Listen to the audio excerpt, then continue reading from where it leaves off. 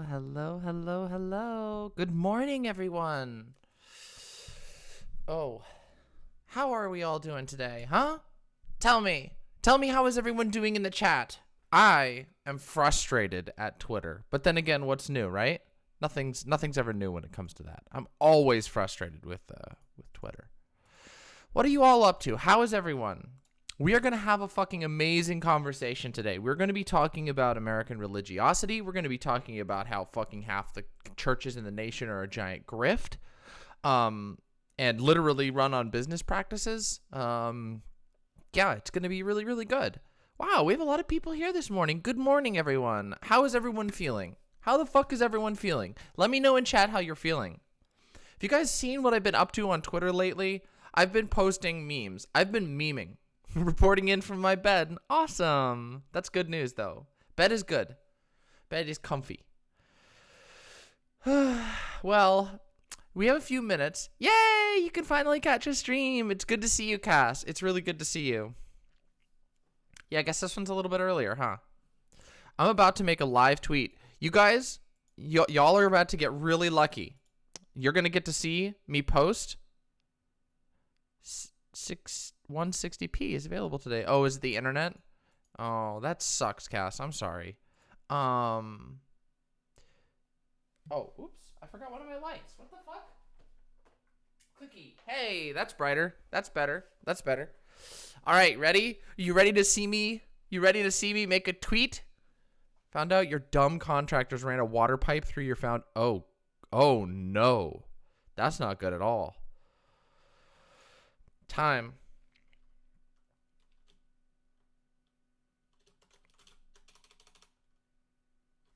Dun dun dun dun. How do I link a TikTok? How do you link a TikTok? Uh-oh.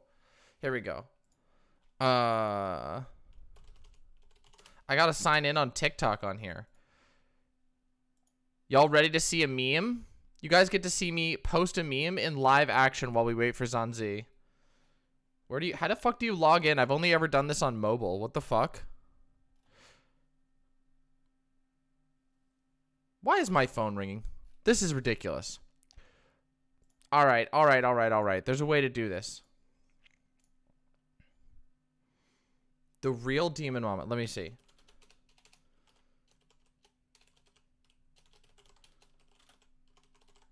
I know that it's on here. Oh, you motherfuckers. Watch this. Hold on. Give me 1 second here.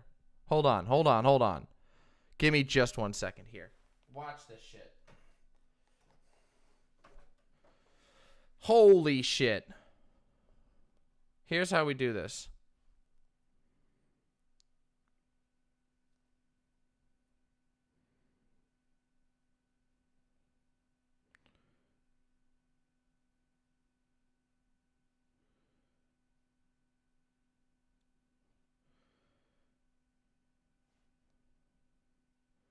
Here we go.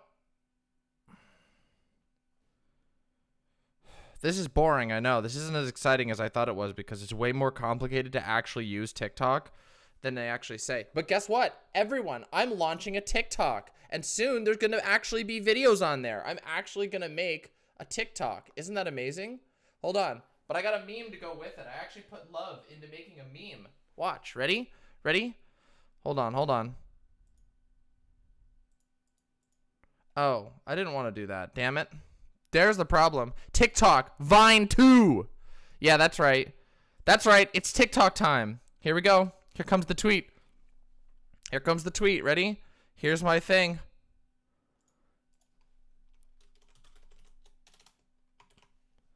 And watch this. I made a special image. A special meme. Look at this. Me. TikTok. Lefty politics. My name's Sam. Watch this shit. It's time. TikTok's coming soon.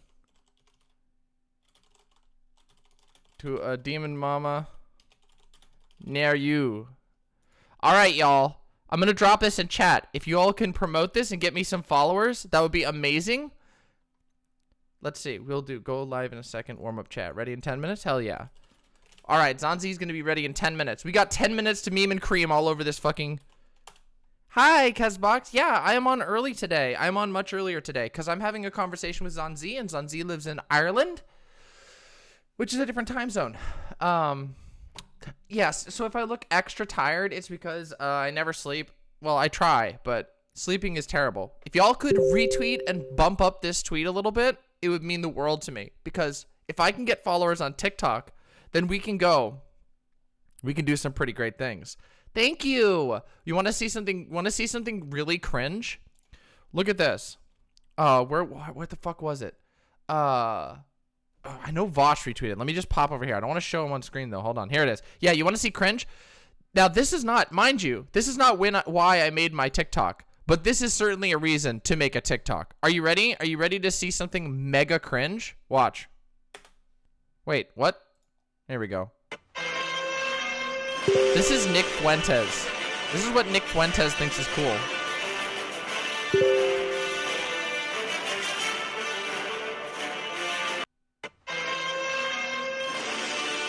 What are you watching? You're watching Nick Fuentes hype himself up really hard with a really poorly animated Groiper army in the background.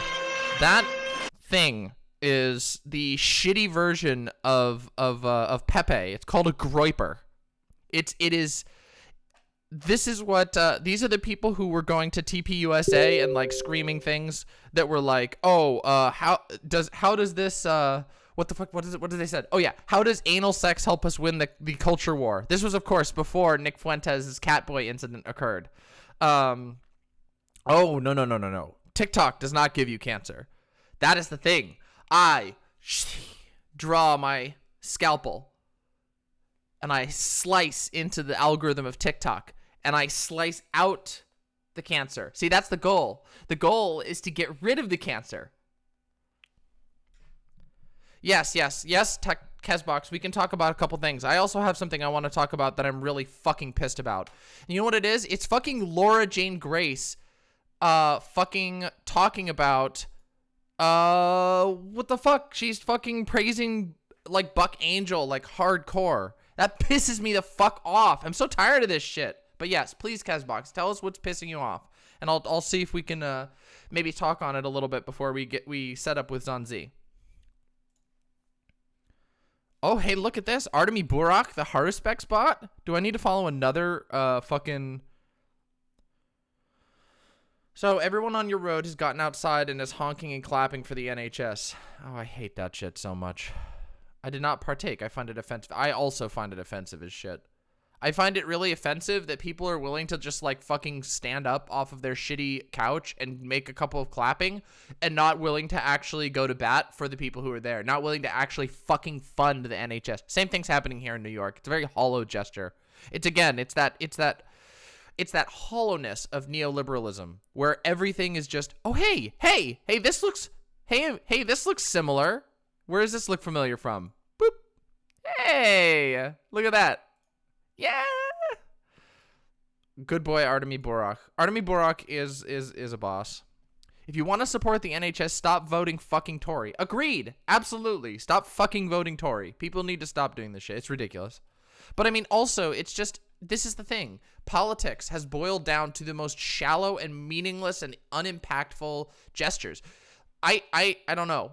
I can imagine that at first, you know, maybe at the beginning of this whole crisis thing, that getting some claps and some hoots and hollers and cheers and praises and stuff would be really great.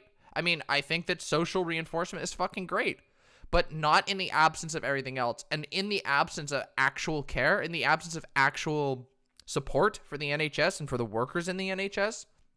It means nothing. It's nothing. It's meaningless. It's a slap in the face. Manufactured consent time. Yeah, basically.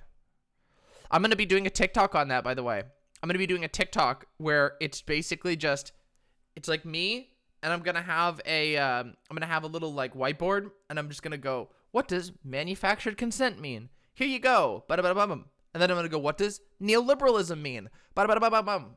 And then just, bam, nail them off. Let's see here. Fucking, oh my god. Let's read some Artemy Burak bots. I guess you're right. Now isn't the time for merry songs. Will you stop hovering over the girl? You won't comfort her. You're only making it worse. Just go. I don't need weapons to deal with bandits. This makes this bot boring. Maybe it's just because Artemy is kind of not very communicative. I don't think I did. Kez, let me see. Let's take a look. Let's look at it. Wait. There we go. Carry Kez box. Yeah, let's take a look. Yay! Thank you for retweeting this. Let's see. Okay. Where is it here? Which one is it? Oh, yeah, here we go. So the neighbors, okay, let's see. All right, tinfoil head, calm down. Okay, so neighbor comes out of house shouting, it's bullshit. They need to fuck off. You can't catch viruses. You can only catch bacteria and fungal infections. If you send your kids to school next year, they'll come in a body bag. They're just locking it down to get 5G masts up. Oh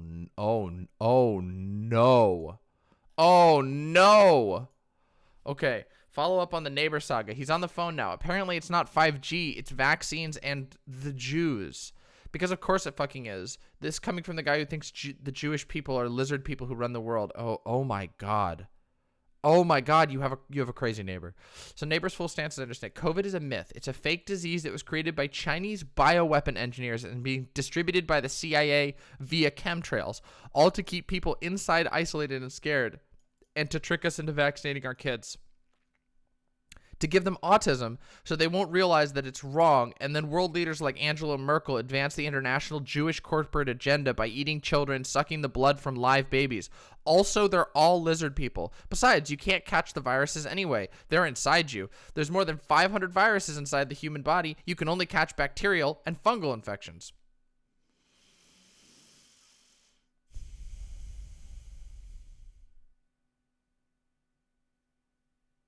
This reminds me of my uncle. This also reminds me of the neighbor I once had that we used to call Hawk Guy. We called him Hawk Guy because he would cough like extremely aggressively, and they didn't even sound like he was coughing anything. He would just be like, ah, and then he would very, very loudly.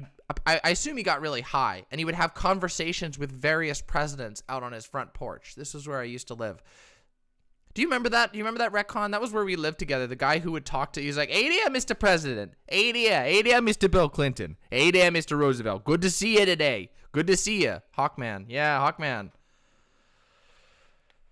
Oh, God. Let's see. All right, I'm going to call ZahnZee now. We're going to get talking. All right. Let's give him a call. Okay, so wait. How do we do this? What's the best way to do this? Hey, how are you? Can you hear me? I'm doing well. I can hear you fine. How are you doing? I'm doing great. Let me see. How do I want to go about doing this? Wait, okay, did you want to use... Okay, so you're broadcasting video to yours. Do you want to, try and reset this so that we're both on Discord, or would you just rather not do video and just have a conversation? I don't know what you want to do. I'd be reluctant to do a video at the moment just because I'm playing around with my settings because my streams have been dog shit quality wise. Okay. So I'm terrified of putting another video link onto that tax system. I will put up our cozy fireplace. No, I'm gonna pick something different this time. I'm gonna pick a waterfall. Let's see. I'm gonna pick YouTube relaxing waterfall, and then let's see here. I'll do that, and then give me 1 second, and what I'll do is I will put your icon up with your name. That way that people can find you from my channel and stuff like that. So here we go. Give me just a second here to do that. Just have to download your app. Now I feel like I should return the favor and get the links ready for yourself. I'm trying to challenge myself to I don't know, put more things on the screen and not be so afraid of OBS, because I'm always like, oh, fuck. I spend a lot of time playing with OBS when I'm offline, so I'm so used to it by now. It's if I could screen share my OBS, you could see how chaotic it is with all my different panels and sources. Yeah, I have 100 panels.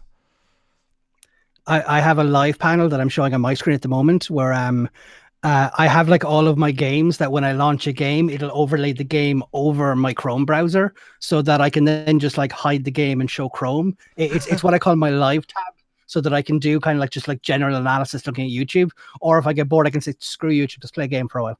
That's a good idea. Here we go. And now I have this, and let me grab some text here. Blam. Guest text.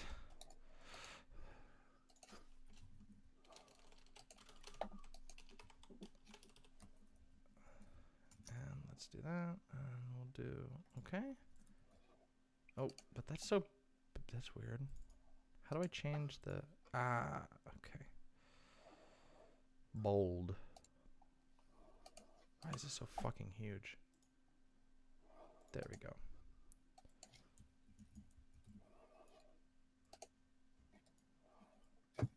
All right, now we have chill waterfall in the background. We have, oh, now that's a little bit up. Let's see. Okay. Guess, ZahnZee. There we go. All right, hey, this is pretty cool. All right, we got it. Let's see. Okay, sick. How are you doing today, ZahnZee? How are you? I am doing very well. How are you doing yourself? I am extremely tired and very angry at Twitter, but otherwise, I'm okay. Otherwise, I'm okay, all things considered. Just tired. I am very quickly just putting your a link to your Twitch and Twitter on my whiteboard. That's how I'm going to play with these things. Okay, cool. That's awesome. Oh, I love your whiteboard. Oh yeah, let me do this. Twitch.tv/ZahnZee. There we go. Bing. 1A, yeah, 1M. You know, Mama. And oh, lovely, you got the Twitch here and everything. Yeah, so there. It looks good. How does everybody think it looked? Does it look fine? Is everything relatively readable?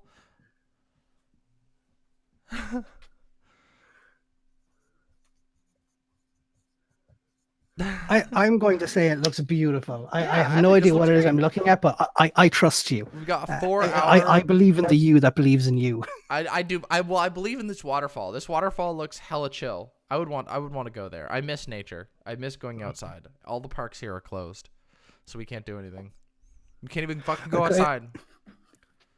I very firmly fall into that smug. Do you know the way there's those memes going around of like those smug idiots who are like, oh, my lifestyle hasn't changed at all. Oh, it's people can't go outside. I never go outside. I fall into that group of people who are like so hideously introverted where I very rarely leave the house. So to me, nothing has really changed. But instead of kind of smugly going to the internet saying, hey, nothing's changed, I've just looked at myself and said, am I okay? Should I get out more? I know the feeling. Like, okay, so when I lived in California last year, we lived really remotely, so there wasn't a whole lot to do. But the one thing that we did do was like we would always try to like every other day, if not every day, go into town, like drive down the mountain and actually go into town for one reason or another. And like I don't know, that ended up becoming like a very soothing thing because our house was like so cramped and whatever. That it was like nice, but now I'm like, oh fuck, I can never leave the house, which is like, oh, I mean, I don't really care that much. I don't really do all that much in town. It's just like, I don't know, getting out and seeing something different other than the rooms is always nice. Occasionally I still go out though, but it's like you got to put your mask on and avoid people, and it's awkward and stressful, and there's fucking ambulances everywhere and shit. It's stressy. So yeah. And it's never until you're not allowed that you then want to. However, on top of that, just a quick glance at the statistics in the US, shit's scary over there. Oh, it's insane. Everything is nuts here. Like, I mean, we're in one of the we're not even one of the top hotspots anymore, but we were the original hotspot. Like where I live was not the first case. I think it was the first confirmed case. Now though they're saying the first person who died from it was actually in California and they didn't realize it until it was too late. Okay. But like up where I live in the Pacific Northwest, right around Seattle, was a huge hotspot, and it's still up there because I mean, obviously these things, the curve feels like it takes fucking forever to even change, which it kind of does. But like, we're only a few weeks out from, the original beginning of all this shit. And it still means that like we're still a hotspot, but like we've been completely outpaced by New York. We've been completely outpaced by California. like Detroit, all these other places have started to outpace us. And I don't even want to think about, like, I know I've said this 1,000 times on stream. Everybody's gonna be like, shut the fuck up about Florida. But I'm just like, oh my God, like it's like days ticking down now at this point. Oh, somebody in my chat says, somebody posted in my chat about this. I'd like to point out that the ICP postponed the gathering this year. Literal clowns are more responsible than the governor of Georgia currently. The ICP, the Irish Communist Party, by chance? No, I wish, but it's the insane clown posse. Oh, okay. Yeah. I'm sure you're familiar with this one. There are just like 1,000,001 acronyms that we constantly have to be keeping in our heads at any one time, and all of them overlap. It's so annoying. Yeah. No, ICP is like a. Are you familiar with Insane Clown Posse? They're like the Juggalos, like the clown band. I as a name, I think it's more a meme than an actual thing in my head. I have no idea what they are or what they do, but I constantly hear people talking about. Okay, so I can explain this, and it actually does talk a little bit. It does actually touch on our topic, like a tiny bit, tangentially, which is okay. So the Insane Clown Posse is like they're a band, but they're like more than just a band. They're like a cultural fixture, particularly in like rural America. And they're like vaguely Christian, but like they swear and talk about like quote unquote real shit, you know, like feeling bad and having a friend who hurt themselves or killed themselves. You know, they talk about real stuff kind of, but like they're kind of like, I don't know, they're like an outlet for like edgy like Christian rural kids basically. But like, and they used to get like a lot of ire because they're pretty, the whole thing is kind of cringy. Like all of their festivals are named things like the Dark Carnival or the Gathering of Nut Job Clowns and like shit like that. Like all kind of like super edgy, like we live in a society stuff. And they also are known, like their fans are called Juggalos. Like they're hardcore fans, and they paint their faces with like clown paint. And you've probably seen them online, like at some point. Like there's always memes. Like I mean, I think like there was like a really popular viral video like a long time back of like these clowns all like hardcore dancing and stuff, and they're like just like punching at each other and stuff, and that's like their like mosh pits and shit. But the Insane Clown Posse, like, again, they have like this weird connection with like they're religious. They're like Christian, even though they like swear and they like dress all edgy, and they're called the Insane Clown Posse, and they have like really violent imagery and stuff. Like they're actually technically like a Christian group. But again, they kind of serve as like a counterculture in a lot of rural super Christian areas. And here's the thing. In certain ways, they're actually a lot better. Like one of the things that like they're like actually on ball with when it comes to stuff with coronavirus. Like they've had a bunch of like fucking clown groups for the ICP have actually gone and done like mutual aid shit. Like they've gone and delivered food, and lovely. They willingly canceled all of their like fan gatherings. Like all of the fan groups have basically been on board with the band and saying like, yeah, we don't want to hurt anybody. And then also another thing is like, although I would say they're very problematic on a lot of progressive issues, they actually are quite welcoming to like gay youth. So a lot of like queer kids and stuff like that. Good stepping stone to very bigoted environments where they themselves are not what you want, but they serve a really decent way of getting people from like the depths of religious bigotry somewhere towards, okay, I can work with this. They're accepting gay people and lesbians. Yeah. So maybe we can expand that tolerance. Oh yeah. Like that's the thing. Like I wouldn't even go so far as to say like they don't, I don't know, I guess, I mean, because they have that meme video like about the magnets, like magnets, how do they work? And like, so, oh, thank you like my Slayer shirt. This is one of my favorite shirts that I own. You probably have seen me wear it on stream a lot, but it's one of my favorites. Thank you, Kezbox. Yes, I do believe they have stated trans rights stuff in the past as well, though I don't have anything I could call up to prove that. I just recall it like vaguely.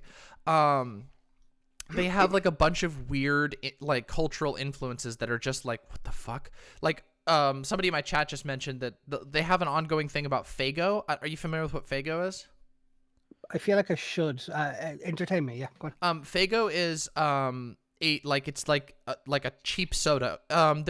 It's sold in a lot of places. So there's like a bunch of spin-off brands of like Coke and stuff. There's like Fanta, which you've probably I think Fanta was specifically made. Fanta, yeah. Yeah, you're familiar. Okay, yeah, that's what I thought. I thought that Fanta was the one that they made to sell in Europe.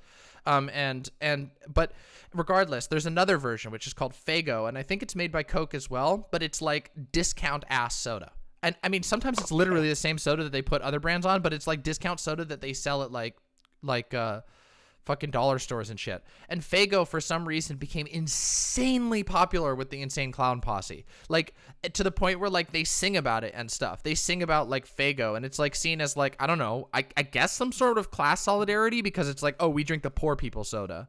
But, like, Faygo, as the person in my chat said, like Faygo has tried to distance themselves from ICP, like really drastically, but ICP just keeps, like, bringing it up. And, of course, all of the, like, juggalos, they always post pictures online of them with Faygo and stuff, and they sell Faygo at all the events. It's really weird.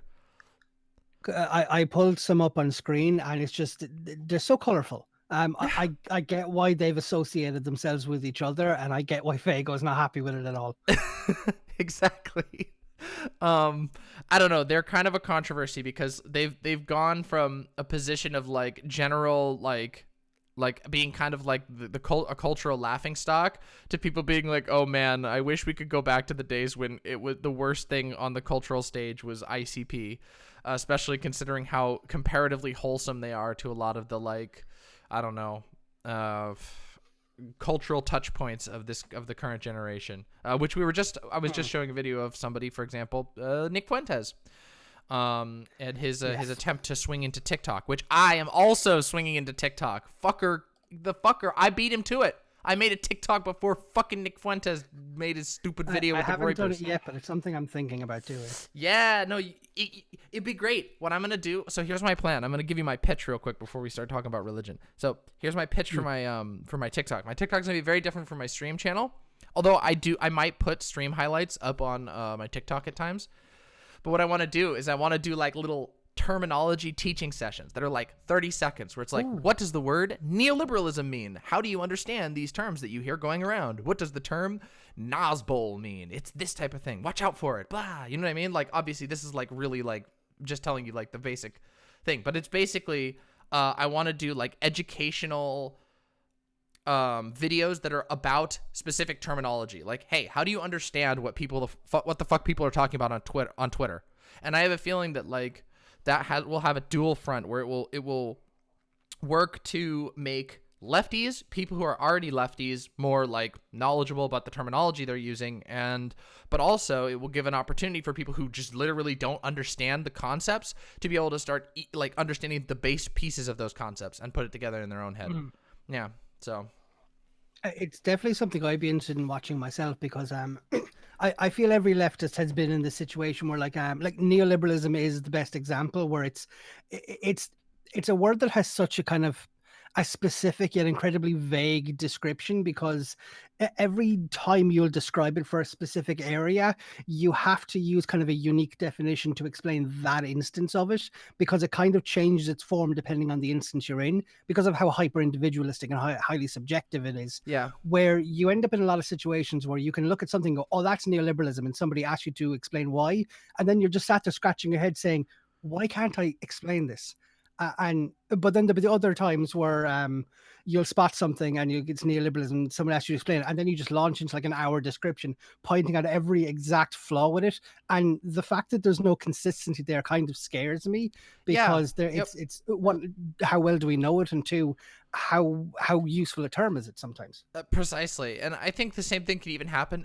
It's funny. The same thing can even happen with terms like fascist, where people they can be like almost like, I mean, I've seen this happen, like where people will be talking about like fascism. I mean, this is specifically, I mean, it's almost intended in some cases, like with like Ethan Ralph, where people like him will dilute the meaning to meaninglessness, and you can't pin him down because they refuse to acknowledge it. But if you can actually manage to actually bring the conversation back, I thought that in Vosh's discussion with Ethan Ralph, there was one point where he did a really good job appealing to the hosts, where he's like, listen to me. He's like, the definition, let's just look over what the definition of a Nazi is, what a fascist is. Let me read this definition, not just the definition, but let's add some context to this.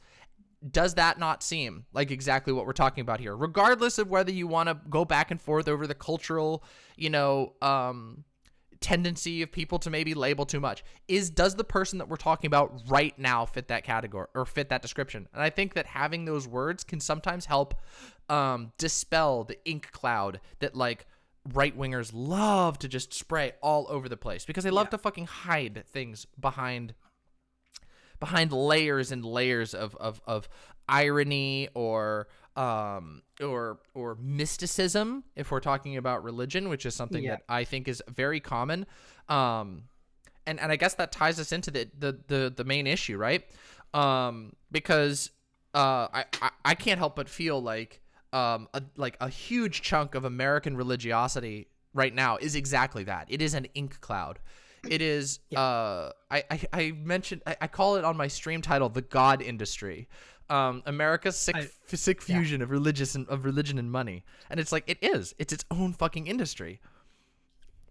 I was just saying to my chat before I brought you into the call that I had to call mine the God industry, because I looked at your title and I thought to myself, holy shit, that's exactly what it is. It's this horrible amalgamation between the process of selling people hope and, well, what is commonly referred to as the origin and source of all hope. Right. So it's an unholy marriage.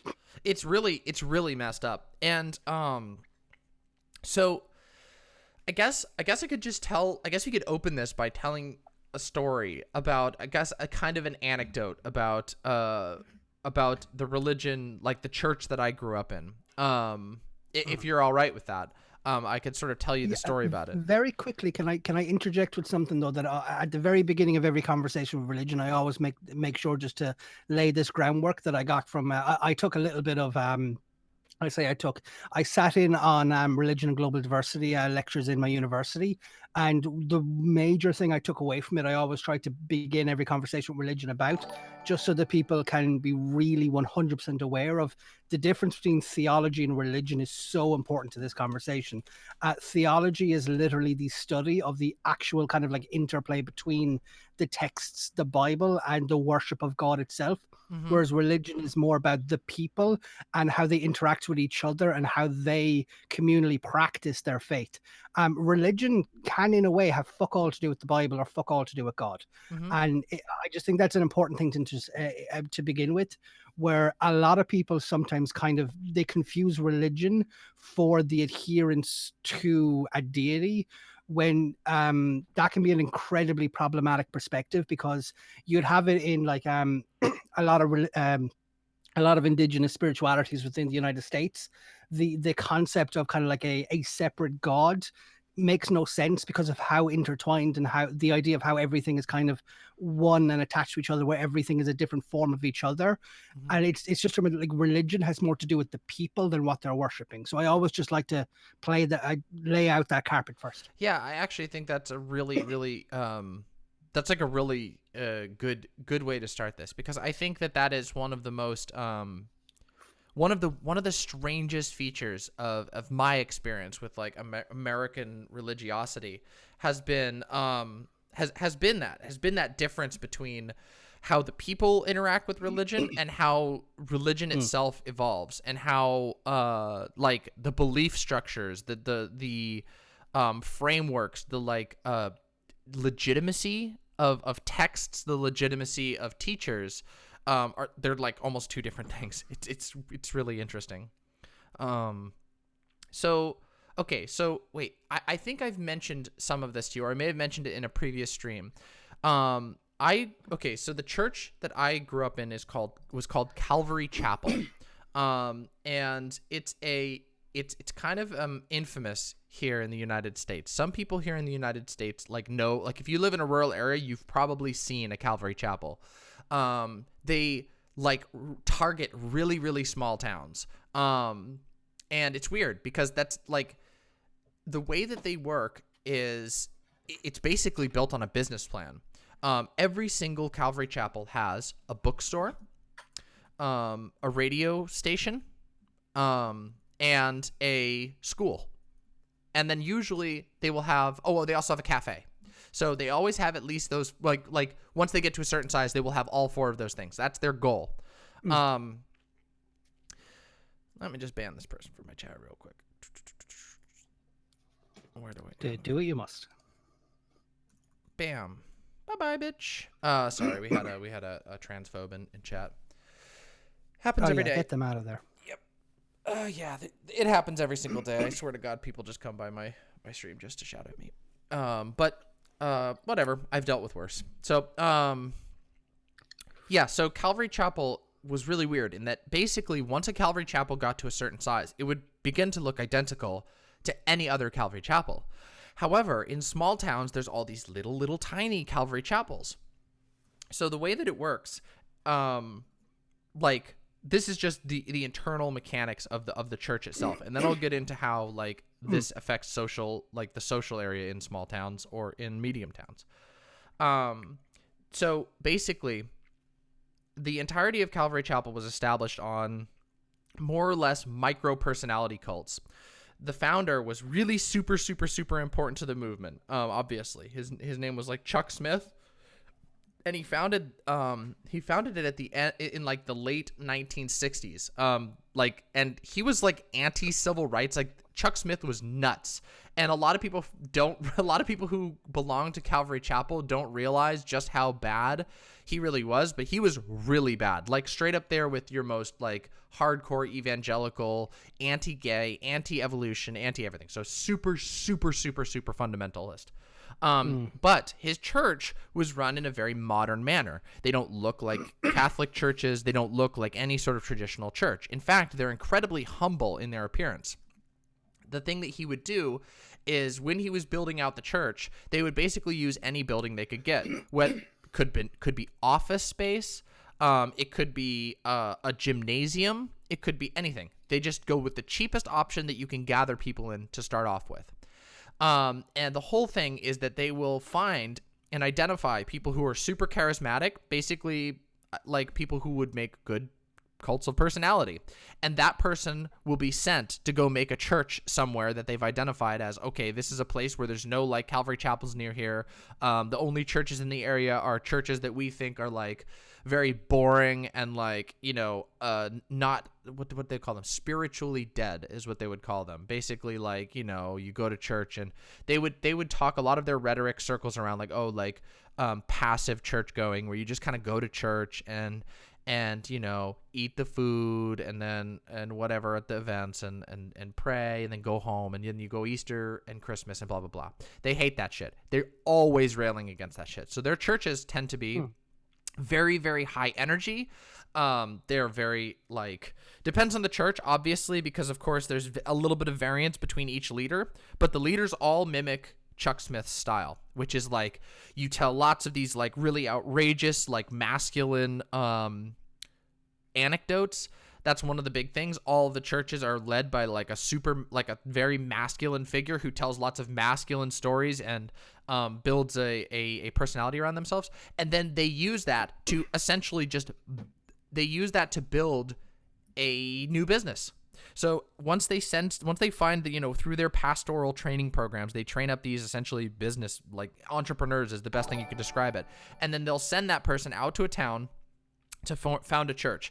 That church will grow. And then they will start establishing little steps. So cafe, bookstore, then you have a radio station, and it just grows until it takes over that entire town. And some of the complexes, like once they get to full size, some of the complexes are absolutely off the walls. One of the biggest churches in the entire Calvary Chapel cult, I always call them a cult because I feel like they really do behave incredibly cult-like.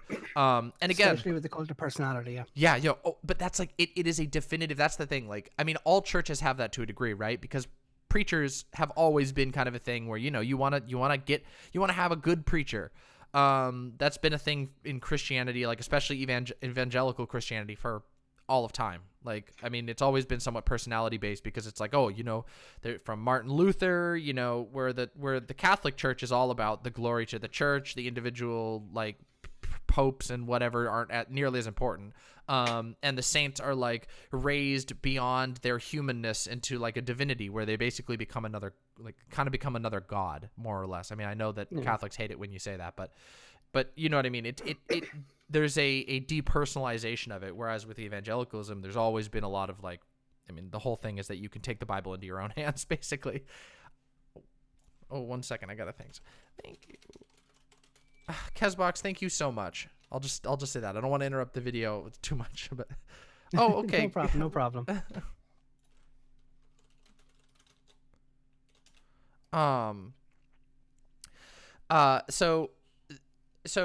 But it's like that to a crazy degree with Calvary Chapel. With Calvary Chapel, the push to be a firebrand preacher is really, really, really intense.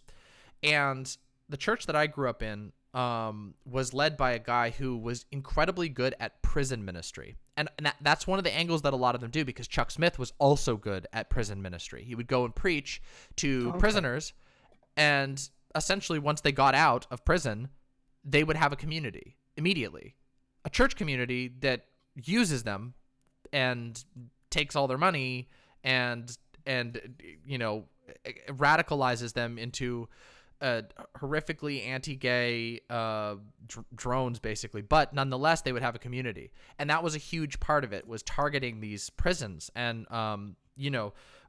when I remember, this was really funny, because my friend, I was like super into the church, obviously, because I grew up in it and like whatever, but my friend's grandma would tell stories of like when the pastor of my mega church that I like lived as it became a mega church. You know what I mean? I was in the church as it became a mega church. And like she would talk about how it's like, oh, like a lot of people in the area thought that he was like really dangerous and bad because he was just like so aggressive, and they thought his prison ministry was great because, prisoners need to be taught the way of God and whatever. But they hated him because he was so aggressive and improper and had tattoos and shit like that.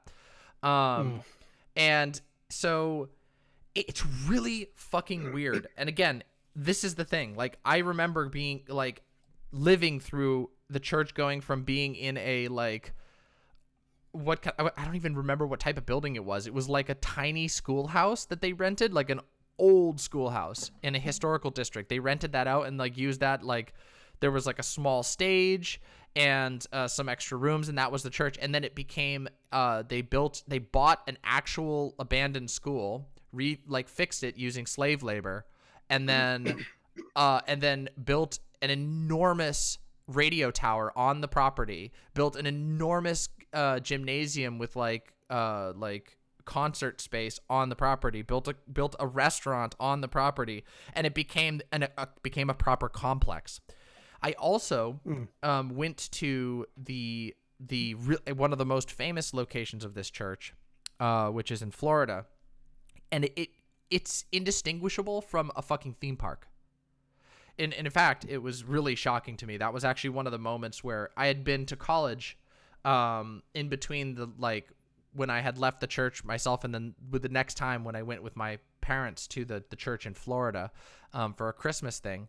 And I remember just being like, what the fuck? Like, it was like the fucking scales had been torn off my eyes. Like, and seeing like what the fuck is going on here? Like, they had millions of dollars worth of equipment for their Christmas show. They had shipped in snow, and they were still like passing around the tithing box to like, oh yes, like, donate to our causes.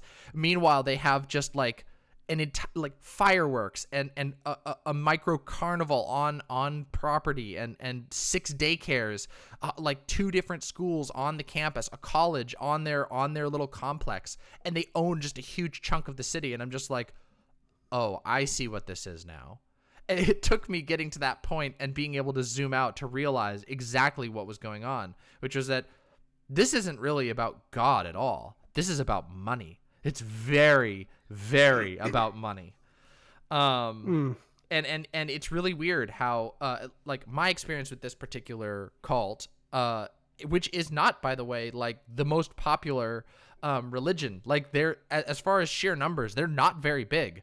They're just incredibly successful at what they do, and they hold an absolute chokehold over the towns that they do manage to take over, because more and more people become, you know, religious in that way, and then they are very aggressive to other churches, saying, you know, every other church in the area must be spiritually dead, you know, because you're just like, I don't know, if it's a church that's mostly for community, you must be spiritually dead, because it's not about community, it's about conversion, it's about growth, it's about expansion.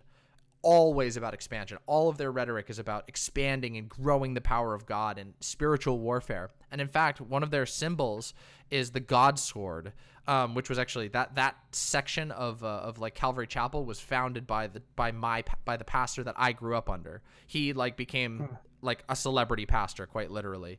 And then he established this brand of or this subsection of Calvary Chapel, which was called God's sword, like God's word, but God's sword.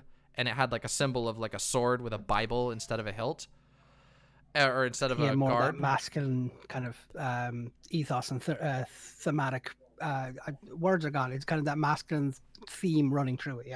Yeah, no, super masculine. I mean, like these guys would run like men's retreats, labor retreats, like survivalist camping things, like all under the God Sword ministry. And of course, and it gets to the point where like there's even fucking product. They would have like product placement in their sermons. It's insane, but like it's so subtle, like, and so just accepted as a part of this of the process, that it's like when you're in it, you don't even notice it, because it's just accepted completely normally, as if like, and no one ever talks about it. Like, for example, one of the things was there were these that they did, like, that became part of the God Sword thing, and this spread, by the way, across the country. When I went to other places, other Calvary chapels, at later points in my life, I saw the little, like, there were these Bible, they were called a Bible holster is what it was called, and they would market it as, you need to have your sword on you, so you need a Bible holster, Jesus. You know, so you could pull out your Bible and fight for the word of God. Literally, and they were designed to look like a holster. They were made out of real leather. They had the like God sword thing like pounded into, like branded into it, and then they were made with like, you know, like little rivets and shit, and then it fit their Bibles, their proprietary Bibles, because you can't fit any Bible in it. You need to have the God Sword Bible to fit into the God Sword holster, because it's a leather holster. You know, it's not just gonna fit any Bible. It's nuts, and I'm looking back at it now, and I'm just like, oh my God, like it was even worse than I often think. Like I remember a new detail every day, I swear. It's so crazy. Like, and it's funny because, again, somebody in my chat also mentioned this, but it's like, it's very jarring about hearing like very high-minded, you know, spiritual discussion about right and wrong and morality, and it's in like what can only be described as like a school gymnasium, like with like ATMs in it, and like then there's like a neon sign that says open over the cafe, and you can like people sitting in the cafe and watching while they're like eating a meal and stuff. It's so weird. And then it gets even weirder, of course, when you move into the radio. That's where it starts to get like truly sinister.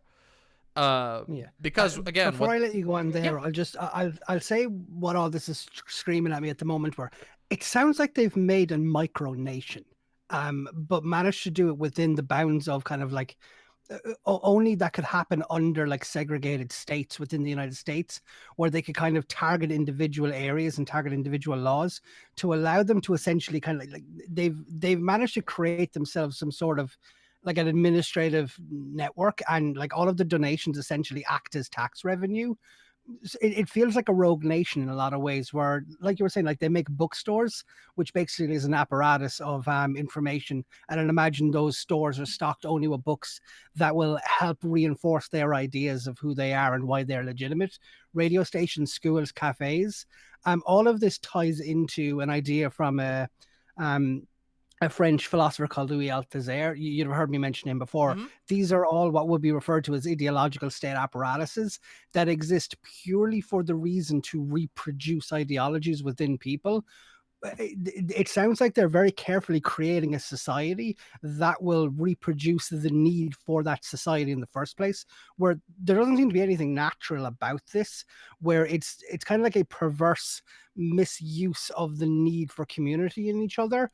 And then in order to receive the benefits of being as a community, you have to pay your monthly tax fee, and then they get filthy rich off of this. And it's very like one thing that I often hear in a lot of these situations is, like you mentioned, like there'd be anti-civil rights, but they would have very modern architecture where it would be very difficult to obviously say, oh, they're stuck in the past, to just look at their fucking buildings and look at the way they conduct themselves. And because they deliberately position themselves with being different, I'd imagine they'll say we're modern, but they position it as being different to the established churches.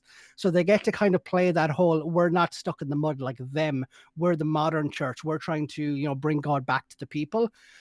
And then you would end up with a lot of people. I hear this, and this is just tragic to me, where you hear people who are like, I have no issue at all with gay people, but my pastor says they're evil and he's never lied to me. Yeah. No, seriously. Like that is, you've hit like on a number of like really, really good points about this. Like, so on the first thing about the like replication of ideology, 100%, to the point where like, the bookstores followed, like they had internal guidelines for how to build the bookstores and what to stock in the bookstores. So keep in mind that like the Christian bookstore thing is an entire other world. So there's a really, really great book. Oh my God. I think it's called God Games. It's a little tiny book, like literally like you could probably read it in an hour, but it's called God Games. And it was a tiny little book that was written about the company that made a bunch of like, did you ever watch like the Angry Video Game Nerd or any of those older like online like video game? I think I might be the only person who's never watched any of those. Okay. The extent was I liked Yahtzee and the Nostalgia Critic. Okay. So both Yahtzee and the Nostalgia Critic I think have talked about these games at some point or another. I know the AVGN was like the most famous because he did 3 big episodes that were like 30 minutes long called Bible Games. And they were about like the really weird era of NES Bible games that was like a huge thing. And they were all like, there were a whole bunch of them that were pirated. This is a little bit of a ramble off, but this ties back because there is already a whole other world of issues, which is the Christian bookstore industry. Christian bookstores have their own whole thing. Now, Calvary Chapel's bookstores are Christian bookstores with like lowercase letters. They're not Christian bookstores. They're not owned by any of the same people who run the other Christian bookstores. In fact, they could be best described as an actual competitor. But the way that they believe, again, it ties back to that belief that basically every other sect is they're religiously dead, they're spiritually dead. So they act in opposition to like Christian bookstores, which have been, infiltrated by worldly thought and have like, books about theology that's just like thinking about religion as opposed to actually living it and whatever.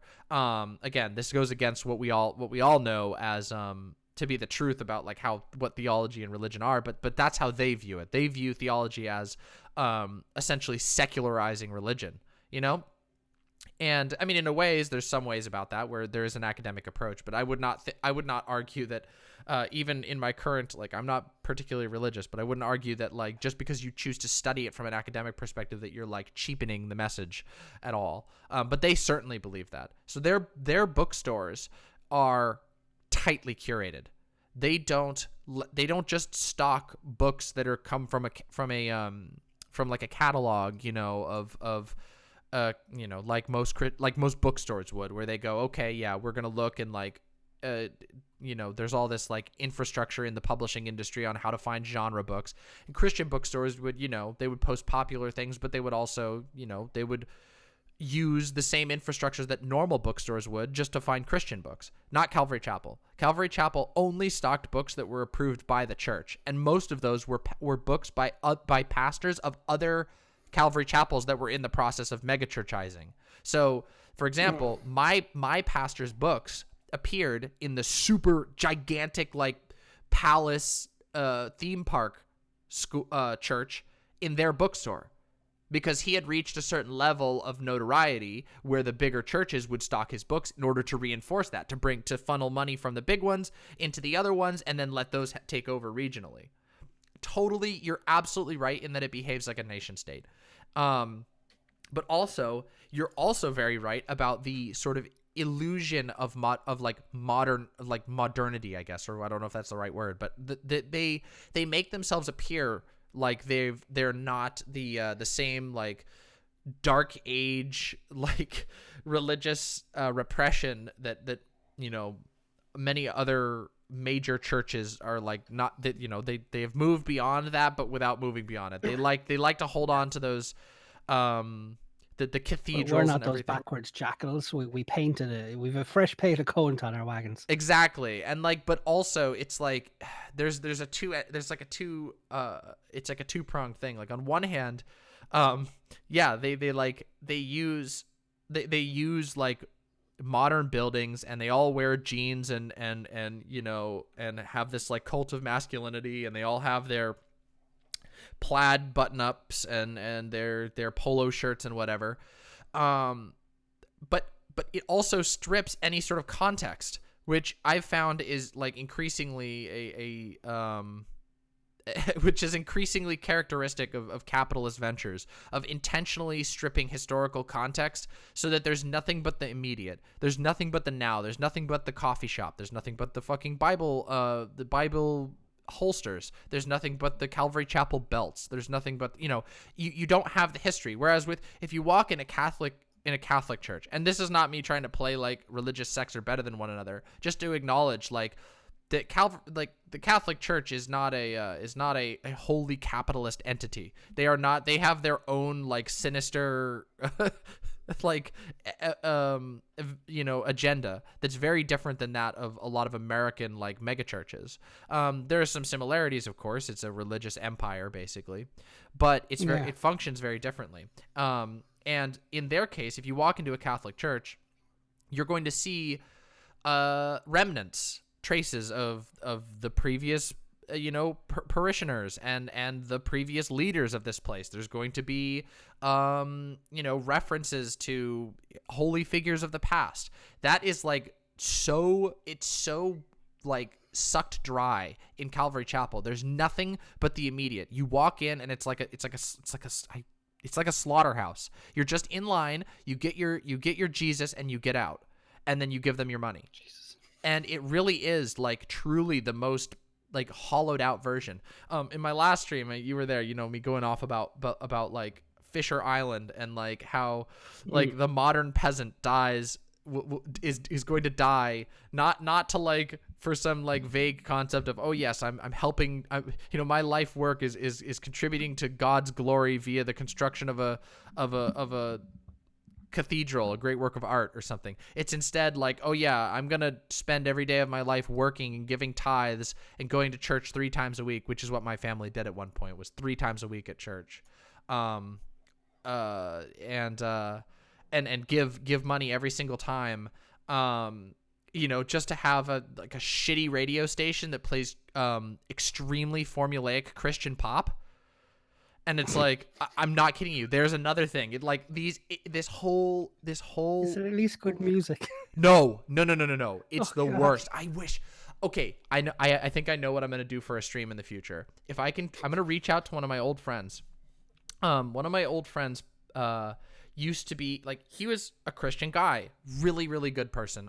Actually, when I actually transitioned, when I first came out, he was one of the first people I came out to. And he was extremely, extremely accepting and like genuinely one of the best friends I've had in my life. And he was also like, he grew up in churches, never really stopped, still went to church and stuff like that. But he had a lot of critiques of religion, and he wasn't like somebody who was he hadn't bought into it like completely. He wasn't like a church, like he wasn't a Calvary Chapel person. He didn't like buy into the personality. He just had his own little relationship, and he went to church and he had some feelings about his pastor and liked his pastor and whatever, but had some problems with him. A normal thing. But he did grow up when he was younger in a very similar church to mine, and he was a musician. This guy had the absolute best critiques of Christian pop ever, because he grew up on it. So he'd been listening to this shit for his whole life. And he would talk about how like he was like, the first 3 Christian bands are the only 3 Christian bands that have ever existed. Every single band, like Christian rock band and Christian pop band that's existed since then, has been a clone of those first 3. And he's 100% right. In fact, the first concert that I ever went to was a like late in the cycle of the same band that he went to when he was younger, because he was a bit older than me. He was like, but like, it was this band called Petra, and they were one of the original like Christian hard rock bands. And like, I went to a concert of them like in the late end of their cycle, like before they like kind of like retired and everything like that, and he had gone in the early days. But every band is more or less, and even to this day, is basically a clone of those bands, and but watered down and horrible. If you listen to Christian radio, like if you're ever curious, just tune in, like go online and search like I think it's called K-Love, KLOV is like one of America's biggest Christian news or Christian radio networks, and you can just listen to their feed online. You can stream it, and you can just listen to a couple of the songs. They're trash, like genuine trash. It's just like, God is good, He takes care of us, over and over and over again for all of eternity. So the point is to recycle and reinforce a narrative rather than to actually provide an auditory experience. Yep, you got it. And it's not only just to do that, but here's the thing. This is the thing where it gets into the fucking business, weird business culture, the weird capitalist culture. It's not just to like be ideologically reinforcing. It also has to be cheap. So like, again, it's like the most debased version of it. Not only is it is it just like, okay, so you could say, all right, yeah, there's like lots of ideological groups utilize propaganda, but specifically, this has to be cheap propaganda, because the ideology is to make money. The ideology is all about making your church make a fuck ton of money. It's a stupid spin-off, a weird mutation of like prosperity evangelism. Are you familiar with the term prosperity evangelism or holy prosperity? I've never heard of it before. I'm very quickly just going to run to the bathroom. Sure. Feel free to warm up, because I get the feeling this is a journey. This is a journey, and I'm going to tell you a bunch of cool stuff with this one. So yeah, go for it. We're back in 2 seconds. All right. Ordy, yeah, go for it. Shoot me a question. Ordy, in chat, shoot me a question.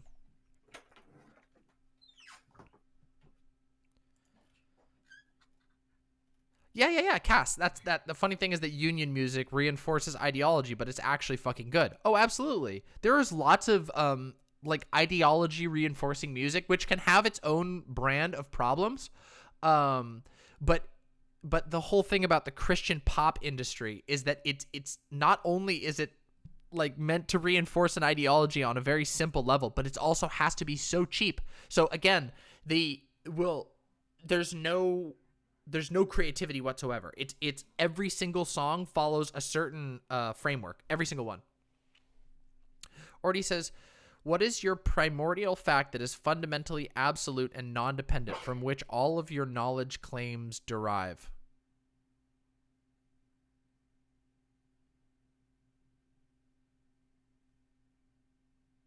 Not sure I understand the question entirely. Otono Aji says, what I find weird is when you do get good Christian bands, the churches often distance themselves from them. Extol, Crimson Thorn, Ancestor, Dr. D, Kelkal, Shalich, and Mortification have all said the church often takes umbrage with Christian metal. Oh yeah, the churches hate Christian metal. Christian metal got like suppressed by the churches. Under Oath is like a Christian band.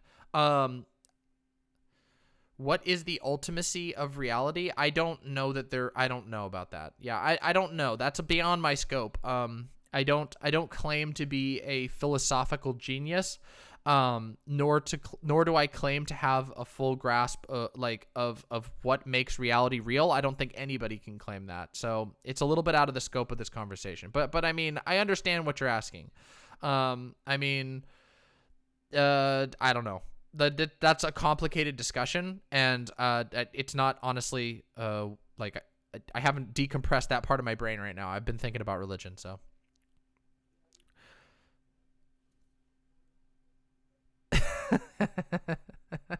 Yes, Bubble Boy, yes. Ordy, this might be the wrong time, but I mean, feel free to engage in chat. I can't right now. I can't go into like philosophy. It's something I would have to like think about and refresh on and prepare for. I don't know that most people can spin off like really, really complicated philosophical discussions, especially because I'm not like a student of philosophy. I talk about sort of not mainstream. I talk about sort of like on the ground politics. I don't know. I guess I have a more material angle and analysis than a hyper deep philosophical one. That's not that I devalue those things. It's just yes, I do consider myself an atheist, but like an agnostic atheist. I think it would be somewhat arrogant of me, somebody who only has mastery over like I don't have true mastery over any topic. I'm not going to make claims about the fundamental facts of the universe. I'm more interested in analyzing like our society, the things that we do, and how we can do those things better and I don't know, more effectively.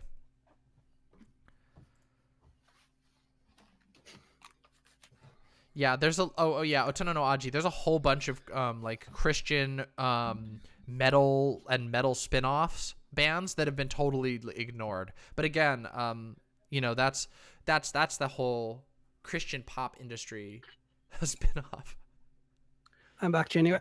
Oh, hey, yeah, welcome back. I had a question in chat about something about axioms or what are primordial facts. I said I don't really feel like I can engage in like a deep philosophical discussion right now because I'm kind of in the brain space of okay.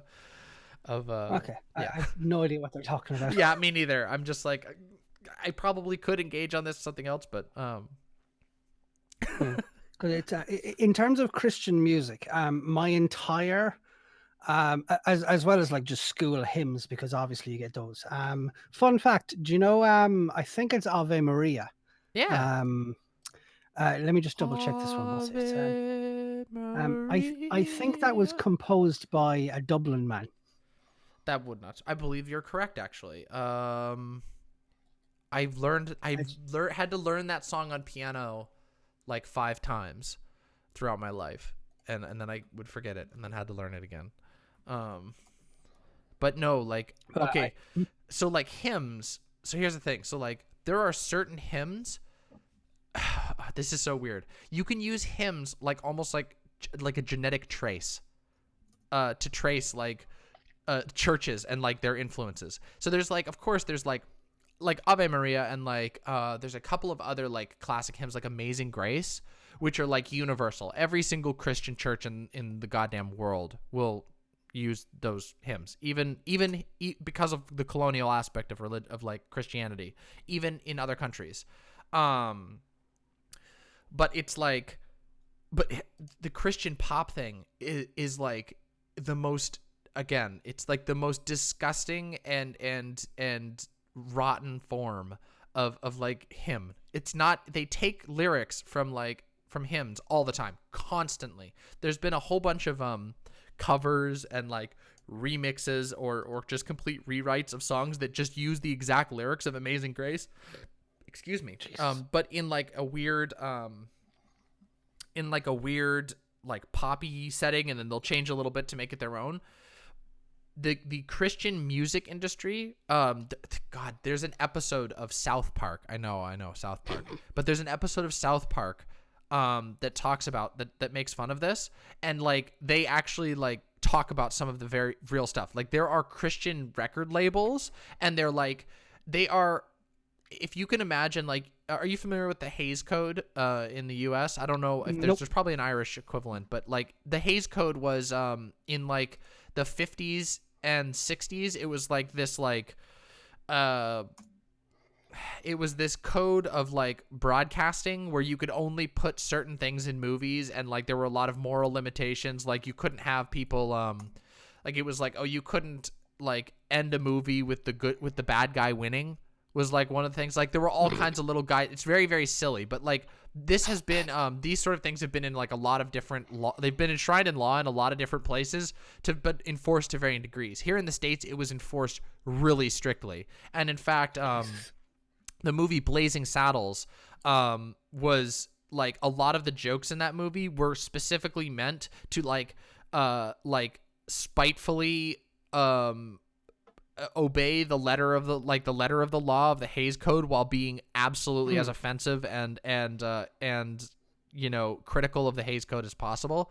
There's a ton of movies in America that came out of the Hays Code era, but the Hays Code, like that shit is still in 100% full swing in places like the Christian music industry, where the Christian music industry will have like shells upon shells of what is approved and what is allowed, but ultimately in service of perpetuating the money-making venture that is the Christian music industry, because they're making money for God.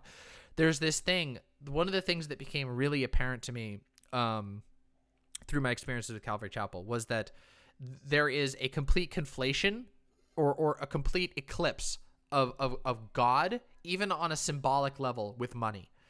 If you are making money, you are serving God because you are righteous and you are serving God, and therefore you having money means that God has money. It's really weird. It's really fucking weird.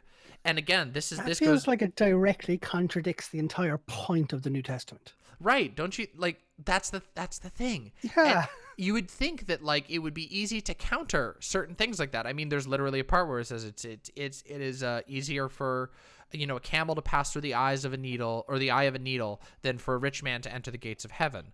And you would think that would counter with this approach. Well, the way that they do it is by not having any of their leaders appear rich. You know, their leaders all, you know, nobody dresses in gold. Nobody has gold. They're not, and in fact, they discourage their leadership from like wearing jewelry or anything like that. They strongly discourage them. Now, regardless of that, I mean, the pastor of my church, you know, had a very, very, like a crazy nice truck. He had a huge house that was on the top of like, it's like, it was next to a golf course and on top of a mountain that overlooks a lake, one of the most scenic areas in the area that I lived in. And it was directly across from like a 100-year-old luxury resort, and like that's where he lived. And it's just like, but you know, like you can't really know the value of a house, and nobody really goes to the pastor's house unless he personally invites you. And if he personally invites you to his house, you're in his circle, you know? So you might see at most, the most like flash of wealth that you see from a leader is in the fact that they disappear to go on a mission overseas for weeks at a time, you know? And then you have the assistant pastor who is also, you know, a part of the structure, teaching or whatever. Or you might see them have a nice truck. But see, in this case, he had like a top of the line pickup truck. But it's a pickup truck because, oh, you know, he's a worker, get it? Like he has his Bible in his leather belt and he has his tool belt. And that like cult of masculinity does an incredibly good job at shaking off like any critique of their income. You know what I mean? Or the fact that this guy is making like, I mean, nobody knows how much you're taking because it's not transparent at all. There's no need for transparency. Why would you need? And if you were to ask that sort of thing, you would just be immediately shunned immediately. And it happened. Like my mom, like this is where it gets real. This is where it starts to get like really sinister. But my mom, once brought, complaints of like sexual impropriety. Like the pastor of one of the pastors of the church was extremely and uncomfortably flirty with my own mother. You know what I mean? And when she brought that against the church, she got literal hate, like what you would imagine would be on like Twitter. Like Yeah. people were calling her and texting her, be like, "What the fuck do you think you're doing? Like you're so like, how dare you? You know what I mean? Like what are you like trying to like self enrich off of our poor community? Insane." And this I wanted to tie back to what I said before you'd step to the bathroom there, which was the what's it called? It's called prosperity evangelism, I think is what it's called. Prosperity evangelism. Yeah, prosperity. I think it's I'll very quickly just jump in with two things that I've noticed in everything Sure. you're talking about. Yeah, please. Where there's two things that you mentioned kind of in the opening 20 minutes that I see as directly contributing to this idea. Mhm. Number one, the prison ministry is incredibly important here, because how could he be a bad person? He helps bad people become good people. Right there, that is an impenetrable moral ammo right there. And the second one is, anyone who spends any amount of time on Twitter or Reddit knows how viscerally obnoxious people who are in a cult of personality are about the slightest of critique of somebody. So if you are in any way critiquing the moral value of somebody who is an objectively morally good person because they're helping the poor, in a lot of ways, and even like you said there, they must not have the aesthetics of being a rich person. The thing that's springing to mind immediately from all of this is they are trying to be Jesus Christ. They're trying to play the role of Jesus Christ. I have a flock, I have a following, I help the poor, I bring communities together, I will accept your money, but I will not look like I have it. It's all of these different things where it's, if you go against him, you're essentially Pontius Pilate. Oh, quite literally. And this was something that I later discovered. Like, once I left the church myself, like, again, this is like sort of from my personal story and not on a larger scale, but once I left the church that I was involved in, it was like I met multiple people who had had the most atrocious experiences with the leadership of my church that you wouldn't even believe if you were still there. But because they're removed instantaneously, they're just obliterated from the social group. Those messages never get out until you also leave. So it's almost we hear like these stories from Scientology, thinking that that's strange, when from what I'm now hearing, like it's if it happens in one of these churches, because it's essentially franchised, I have no trouble believing that this kind of behavior infectiously spreads amongst all the people, because people imitate power. That's just the way societies have always been. Yep. This is probably happening over and over again in lots of different areas, where because of how tightly knit these societies are, because they're micro fucking nations, where your entire sense of identity comes from being a part of these places, if you are targeted by any of these people, you essentially have to leave. Yeah, you either leave or you capitulate. And here's where, again, like the part where I was mentioning that it's all about the growth aspect means that like not just will your immediate social group be all involved in the church, but slowly and surely your whole town is involved in the church. And the only people who aren't are the people who've been cast out, who are, you know, framed as undesirable or just forgotten about, and it's like, oh, they did something bad. I mean, this happened with it happened so many times. Like, I ended up seeing these sort of things happen all the time. And it's really funny because like there have been moments where everything sort of looks like it's gonna crack. Like, for example, the pastor of the big mega church I was mentioning, the super like carnival mega church that I was mentioning, the one that like literally had like a palace, but like, again, the church is allowed to be a palace when you get to that level, but the pastor has to dress in khakis and a polo shirt. But keep in mind though that despite all of that, the pastor of this church was living a life of luxury, and he also had multiple mistresses. And at one point, those mistresses got in contact with each other, and they exposed him on the local news. And it was to the point where, I mean, this was in a big city, so that they couldn't control the narrative to that point. They'd controlled their little section, and they had their huge following. But what ended up happening? The church is still there. The church is still going strong. They just got rid of the head and installed a new one. They just sent in a new personality cult leader to just take over the place of the old one. Oh, he was a bad one. We got a new one. And it goes on. Because, again, there's no context. There's no historicity. There's no memory. It's just like Fox News. They can change their message from one day to the other, but because there's no culture of remembering anything at all, it just, poof, disappears. Yeah. Yep. It's a culture of catharsis, not a culture of engagement. Exactly. And then so to tie that into prosperity gospel and prosperity evangelism, there was this I can't remember the exact date that this movement really began, but like all of the like typical like sort of stereotypical TV preachers that like you see the memes on the internet about, the ones who are like with the gold watches and the suits and the like really big high production value shows, and they have the people come up on the stage, and then they are all ecstatic and excited that their celebrity pastor, and there's the book people like the Joel Osteen who plasters his face all over those.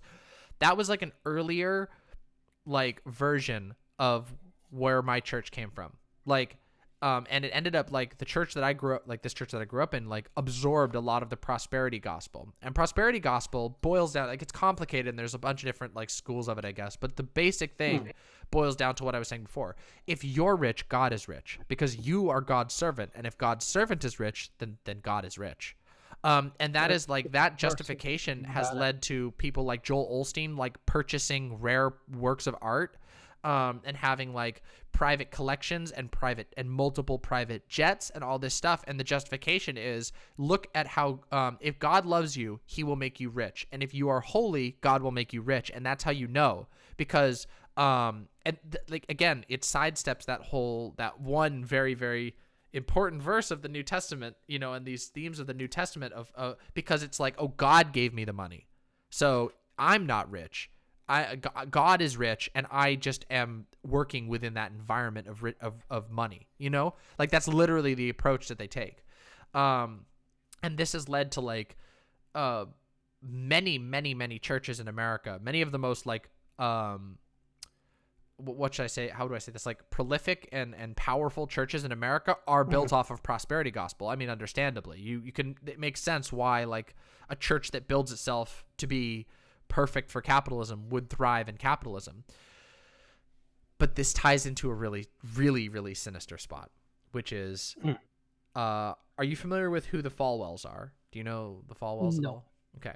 So there's this. I know very little about American religiosity. Okay, that's fine. I just want to make sure, because there's various degrees. A lot of people here who aren't religious know who the Falwells are because of their influence, but they're weird in that they don't seem like they're that big of an important person.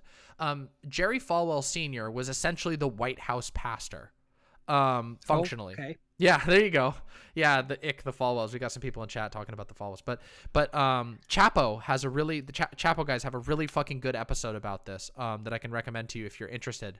It's fucking hilarious. But it's called The Righteous Falwells.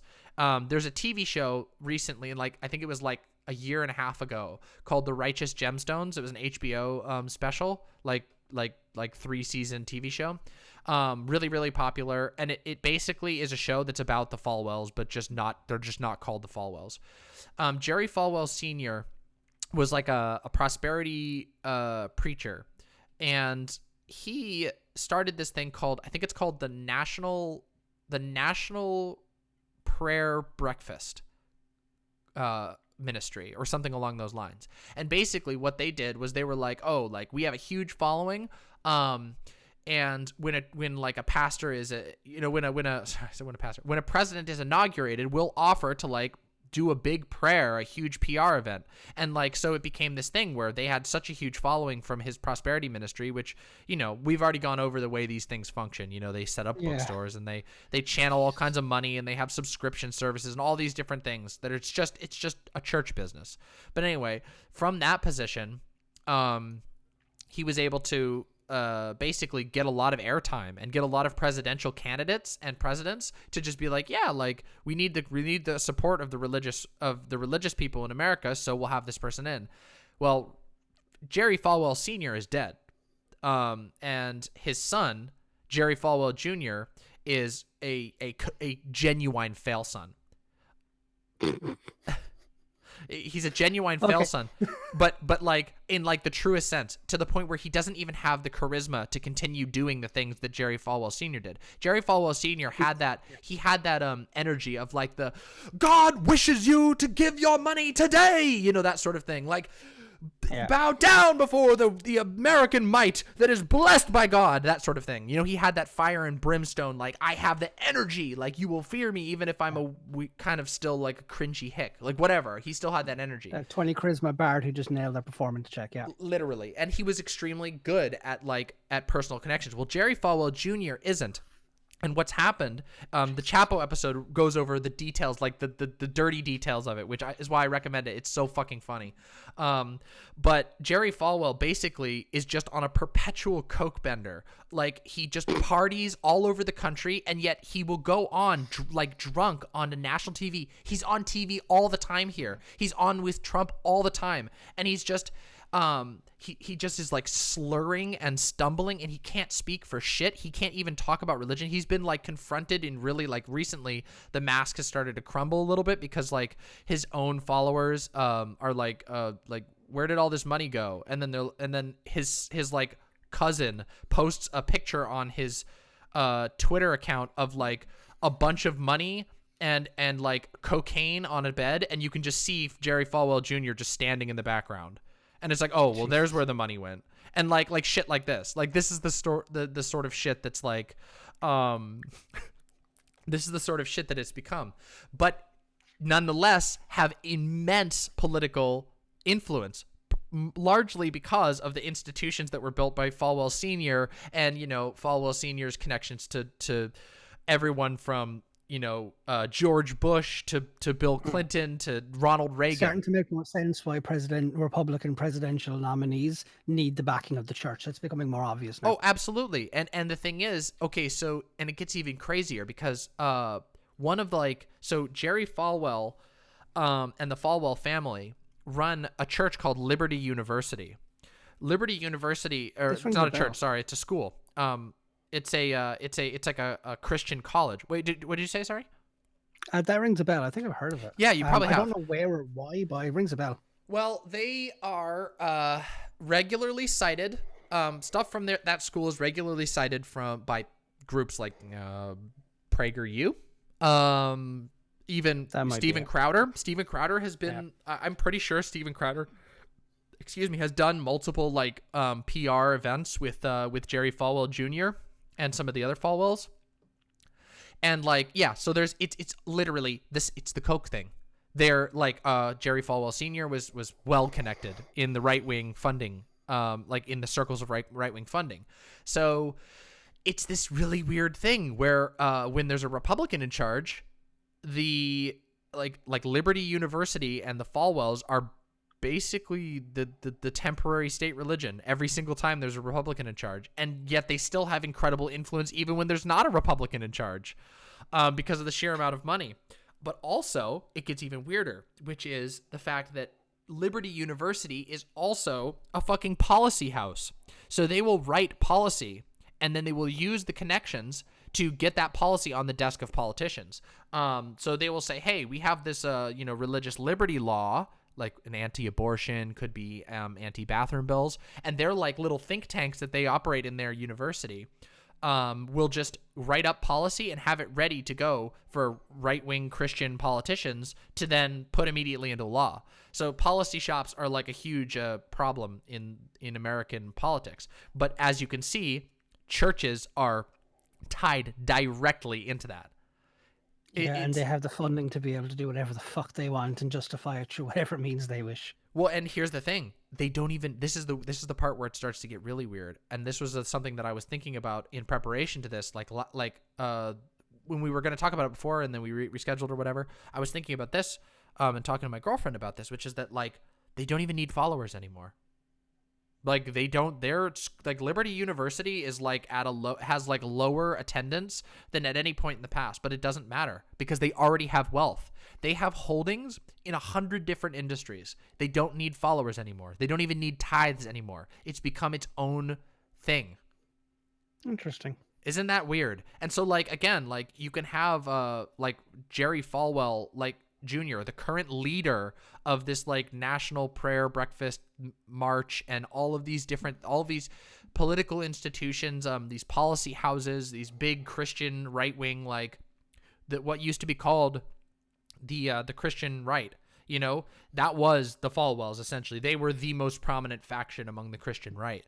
And From the now, sounds of it, it's an investment company under the guise of a church. literally, especially at this point. And of course, Yeah. again, there is easily accessible evidence. I mean, the Chapo episode literally goes over all of it. That just shows exactly how Jerry Falwell is a complete and open fraud who just is regularly like going in strip clubs and like buying drugs and like this is getting exposed. And he just will be like, well, you know, God, I don't know, God, you know, God blesses, you know, we all make mistakes. God forgives, you know, even the best of us. Anyway, I got to go talk to Donald Trump. And it's just like, oh, this has no accountability anymore. Like it's clearly operating completely like, so I don't even know, like it doesn't even function like, I don't even know how you even look at it in the modern day other than just, it's just a Christian flavored financial sector. Because that's what they do. They work in power jockeying. Banking or Christian sprinkles, yeah. Yeah, and they'll use their money. That's the thing. They will use their money to set up like their buddies and stuff. There's like a whole section where they talk about like a bunch of tech firms that were used by Trump that were literally just like propped up by Jerry Falwell, like using the money of the church. They were just like, yeah, let's just put a bunch of our buddies, like give our buddies a bunch of loans, and then they can make a company, and then this company will be legitimized by Donald Trump putting them in charge of some government contract. Yeah. This is actually why I'm so glad I began the conversation with the distinction between religion and theology, because very little of what you're telling me has anything to do with the actual congregation. It's very little to do with the traditions that those societies have built up together, where the church forms the linchpin around which that community blossoms.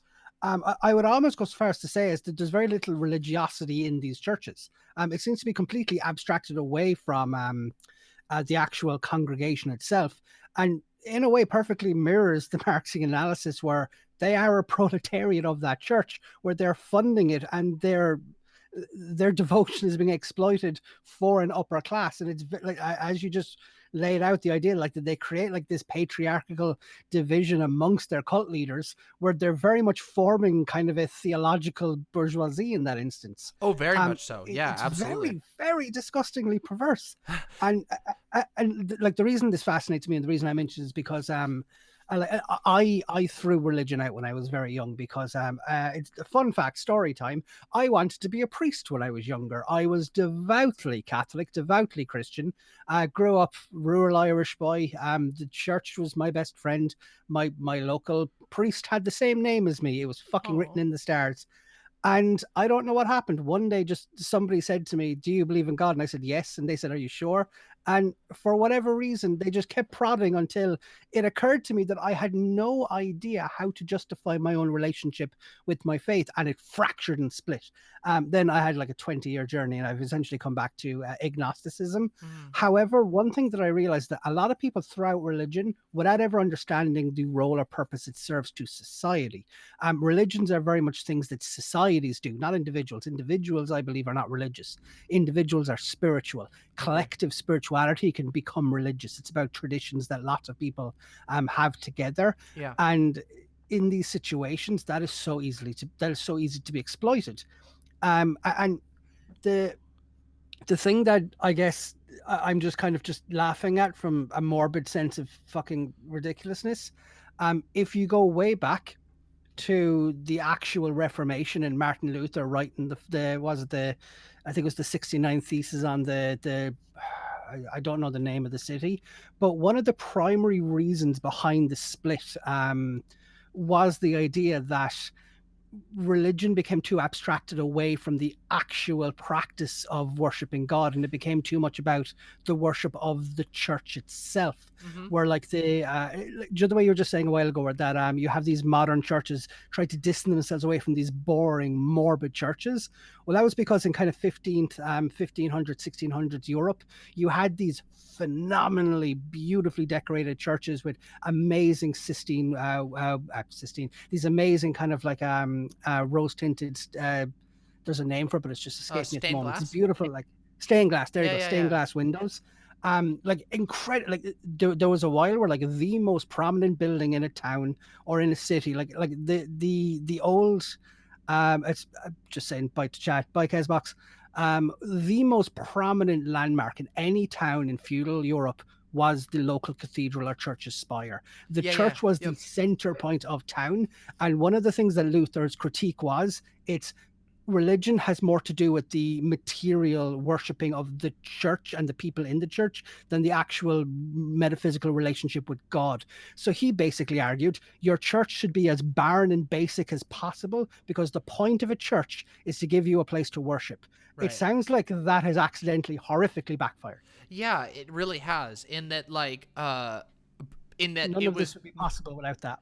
Yeah, and also like there's like I was when you had stepped away, I was talking with some of the people in chat about like how it's there is like ideologically reinforcing art that is still art, and then there is like this stuff which is like sucked of all life, and the only thing it does is reproduce the ideology, which the ideology is money, and it's just that's all that it does. It has no other purpose. No, it is not really designed to be entertaining.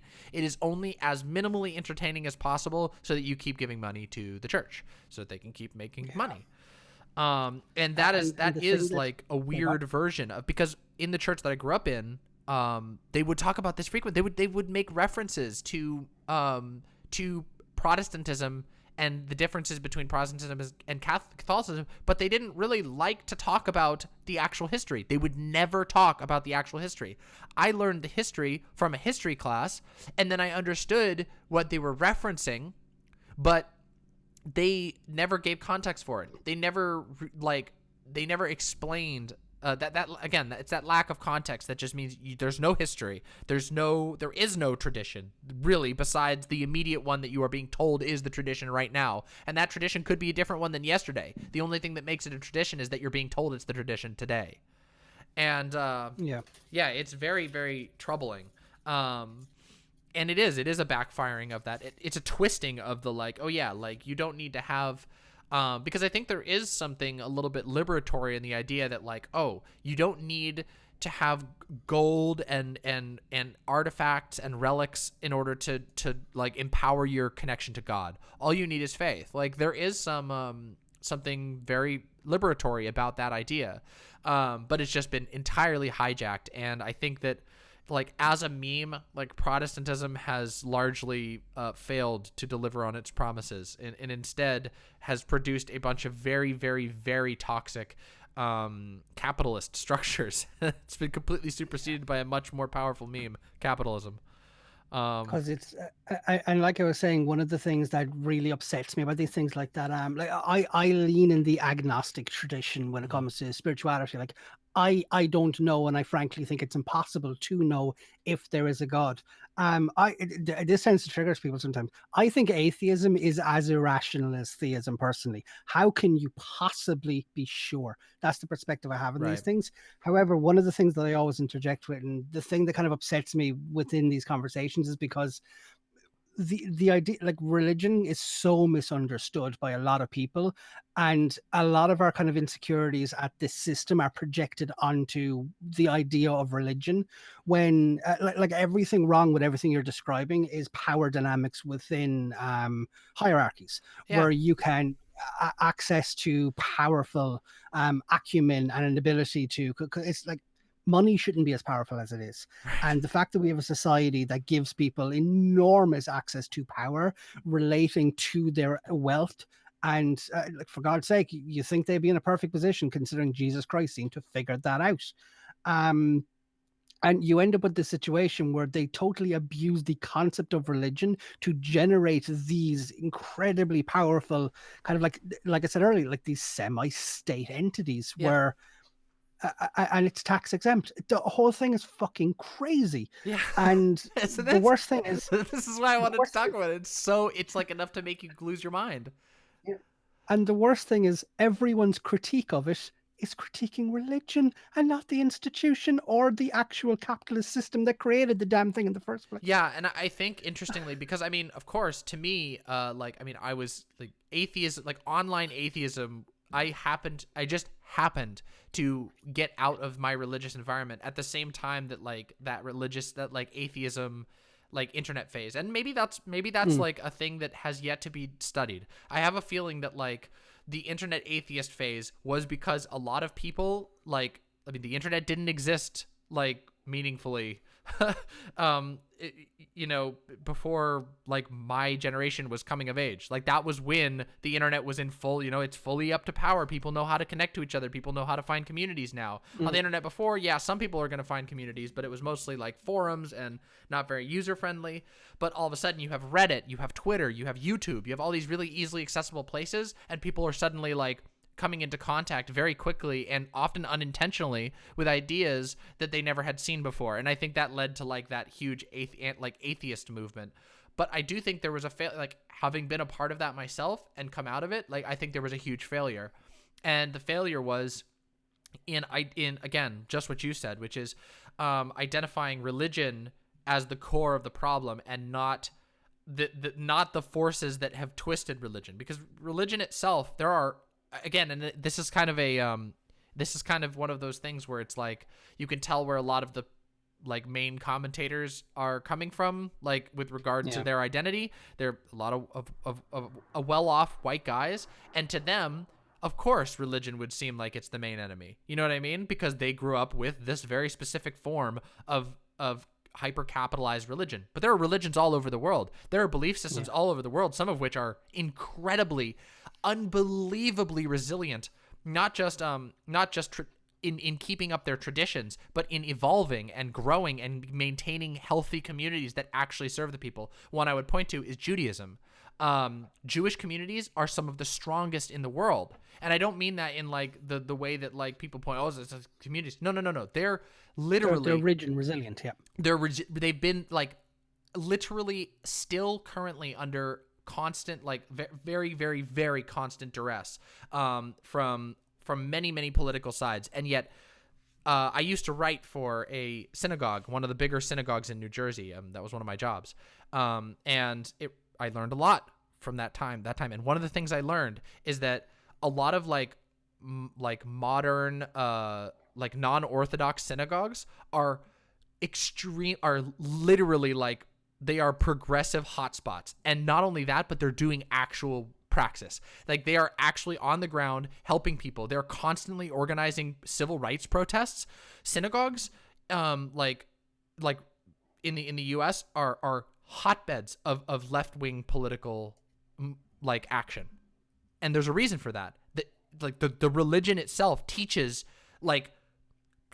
progressivism. Like it's there are only certain interpretations that lead to hyper-orthodox like Judaism. Like many teachers and have been able to evolve and bring the religion forward and say, hey, yes, we have these traditions, and what do these traditions mean now? How can we contextualize them now? And that is like actually part of the culture in many synagogues, like totally unlike that of what I grew up, which is like, don't question anything ever. Don't ever, like, you don't want to evolve anything. That's bad. We want to keep it as pure and as, you know, close to the original, quote unquote, as you can. And that's like the opposite. So it does speak to what you're saying, that like, there was a failure of like the skeptic movement and of the atheist movement online to actually identify the root of the problem and identify which ideologies are the ones that are truly corrupting. Because I don't think that like religion as a concept is or religious practice is nearly as I don't know, corrupting or even as vulnerable to corruption as something like capitalism. I don't know. That's like a sort of a haphazard way of saying it, but I think what I said made sense, if that makes sense to you. I mean, yeah. Well, part of it comes down to the kind of like the spheres of influence of how influential a certain kind of mode of thinking is. And one of the things that can't be denied is, for the longest time in human history, theology was the dominant way of organizing societies. Yeah. And it done this through the religious adherence of kind of like shepherding society. Like there's a reason Jesus used the metaphor of I'm a shepherd. It's about kind of corralling in a way, the masses who can't be good to each other and just teaching them how to do that. Yeah. I'm going to very quickly go through kind of like a theoretical framework that I'm developing and working with in my mind. Okay. It's forming the base of a video that I'm working on when I go into philosophy. But I think it's an interesting concept, and you can tell me if it's batshit insane or if it actually makes I would sense. love to hear it. If you go to the root individual, just like a subjective perspective, you have the concept of a superstition. Superstitions are a way of reverse engineering meaning from misunderstood. For instance, if there is if there is a repeatable instance that happens in society that has kind of like transferred from like mother to daughter, and that goes down the entire way through, like think of all things like break a mirror, walk under a blah blah blah, see crows. We create superstitions to reverse engineer meaning from things that we can't understand. Right. And I really want to drill home it's a reverse engineering of meaning. That meaning exists because of the mystery. The mystery is not explained by the meaning. We use the meaning to try kind of like invert the problem. Rather than there being a mystery, we say that the mystery is the end result of the meaning. Does that make sense? Yeah. It's kind of like there are some similarities there to like how conspiratorial thought works, where there's like this thing that you can't figure out, and so you go backwards, and then what the things that make the most sense you connect up, and then that becomes the answer, even if it's not actually the answer. It's a result of not having they end up following tautological arguments a lot, where it's like God is real because God's in the Bible. So why do we believe the Bible? Because the Bible is the word of God. Who is God? Well, we know about God because the Bible. It's a circular answer where the answer is to explain the mystery, and the mystery is the end result of the answer. So it's a way of bypassing this, because it's every single person in both mine and your chat. We have all been in that situation where you're sat there and you don't know the answer to something, and it burns at the back of your head. Yes. That is a truly miserable feeling. Superstition is a way for you to bypass that problem without ever getting an answer. Right. So when you then abstract above the level of the individual to the level of society, this is what I would argue everything from the 17th century onwards has been trying to argue. How do societies work as opposed to how do individuals work? And this is where we come back to neoliberalism. Neoliberalism is a way of saying, hold on, stop that. Capitalism is making me filthy rich. Stop thinking about society. Start thinking about individuals again. If we return to the idea of like the collective idea of just like people living in a place, we end up with two different relationships. A relationship to the material and a relationship to the metaphysical. Just to basically run through that in the most reductive way possible for both our audiences. Sure. The material is anything. Second. I don't want to stop you, but the signal on Discord is breaking up a tiny bit. So I'm just going to restart the call real quick. Let me just disconnect and reconnect, and that way we can try and maybe fix the little roboting. Is that okay? Yeah, there's no problem. All right, cool. 1 second. All right. I think that should probably do it. Usually, I've noticed that Discord's been having issues on longer calls. I've been playing with a couple of my friends at nighttime, and like once you get like an hour into the call, it starts to robot every once in a while. So hopefully this will fix it. I have noticed that myself. Is it happening to me, or do you want me to restart Discord? Oh, you're good now. Like literally, you were just roboting like ever so slightly before, and now it's like perfect. So I have a feeling it's just like that Discord it has some bug right now that's not fixed. More than likely, yeah. It's the other thing that I was afraid of was that like I said, I'll very quickly detour into a different story. I had a conversation with Aaron from Re-Education about a week ago, basically talking about were you there live, or did you watch the VOD? Yeah, well, okay, I was that was when I was getting my COVID test. So like I watched the beginning. I was watching the beginning live, and then I had to go get the things jammed in my nose. It was horrible. Yuck! I've heard that's terribly unpleasant. Yeah. Also, that's like a side issue, but goddamn, apparently like all the tests here are just not working. So I don't know. I might have actually had fucking COVID, and even though I got a negative result, and they were like, yeah, you do seem to have all the symptoms. Well, just take it easy and wait for your results. Don't go anywhere. And then I'm like, wait for the results. Like, oh, it's negative. And then one of my friends who had literally the only symptom I didn't have was that I wasn't having any trouble breathing. But I had every other symptom. I couldn't smell anything. I had like the fevers, was like really, really sore and everything like that. She had my friend had all the symptoms, also got a negative test. And I'm just like, this is really weird. Yeah. That seems But weird. even if you're fine, still look after yourself, because like worst case scenario, then you look after yourself. Yeah, I mean, thankfully, I'm feeling like way better now. I guess my concern is like, okay, Mm, well, if there are lots of people, if these tests are yeah. actually negative, because there's, of course, here in the States, we don't know anything about our tests. I don't know who manufactured the test. Like the tests are just okay. Come on in, do it. I don't even know what type of test it was. Apparently, a lot of people have been getting antibody tests instead of like the like WHO like viral load tests or whatever they're called. So like, and antibody tests aren't even proven. So who fucking knows anymore? Anyway, Yeah. sorry, that's a side I issue. don't. I am not medically trained at all, Me so I don't neither. want to add to that at all or any conjecture. I would have no idea what I'm talking about. I took basically like high school biology. I know viruses aren't alive. That's the extent of my knowledge. Yeah. But either way, Godspeed to you like that. If you're okay, I'm delighted. If not, keep doing what you're doing and Yeah. just look after yourself. Oh, I've been doing good, thankfully. No, like I don't have Mm. any fever or any of like. But during the time, I can't even tell you. I've never been like, the only time I've ever felt that bad from like a sickness was like when I was recovering from surgery. Like I've never felt like that knocked out by a sickness. I mean, I've gotten colds, I've had bronchitis in the past. I've felt really bad from sick in the past, and of course, I've gotten like stomach bugs, Yuck. and those are bad. But this was just like I was just deeply exhausted, sore all over my entire body, having a fever basically constantly, and then like I was getting like not a whole lot of cough or anything, but a little bit. And then I was having, towards the end, I was having a little bit of a hard time breathing. But then when they checked my breathing, they said it was more or less fine and that I was probably just having some inflammation. But even still, regardless, just the soreness and the exhaustion was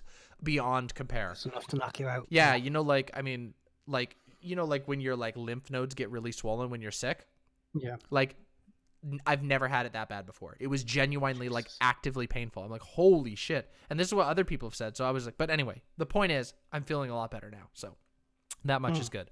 No, not even a single symptom left, which is the best feeling in the world. Lovely. But yeah. Just to round that out, kind of like the reason why I'm terrified of it and why like it's, even though I joke that my routine hasn't changed, Yeah. I leave the house even more rarely and less now because like I'm asthmatic and I'm 30 years of age and I've had asthma all my life. Yeah. It's kicked my ass a few times where I find it hard to breathe on the best of days anyway. I always have my inhalers on me. I'm afraid of any sort of respiratory disease because it's miserable. And I smoked for 10 years as well. So my respiratory system is recovering from that. Yeah. I am off cigarettes 4 years. Jesus. Hey, That just holy hit me shit. there. Good job.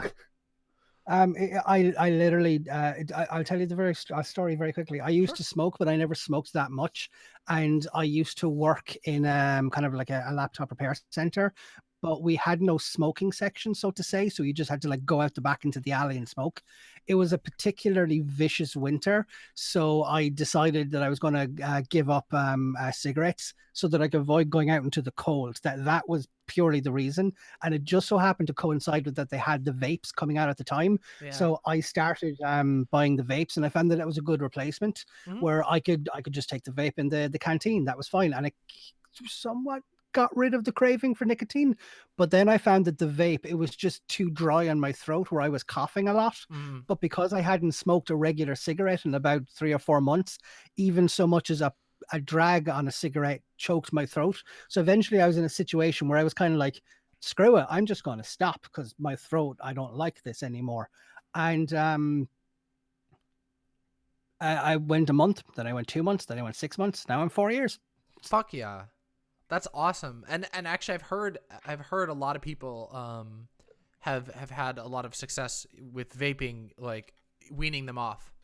Because there's so much, and the cool thing about vaping too is you have a lot more, well, at least for now, I don't know if this is going to be the case for long, but for now you have like a lot more options. You can choose like really low nicotine like vape cartridges, which will let you like, you know, if it basically lets you, if you know, whatever the thing is that draws you most to smoking or whatever, you can get that without having to have the huge nicotine thing associated with it, because I mean cigarettes have a ton of nicotine in them.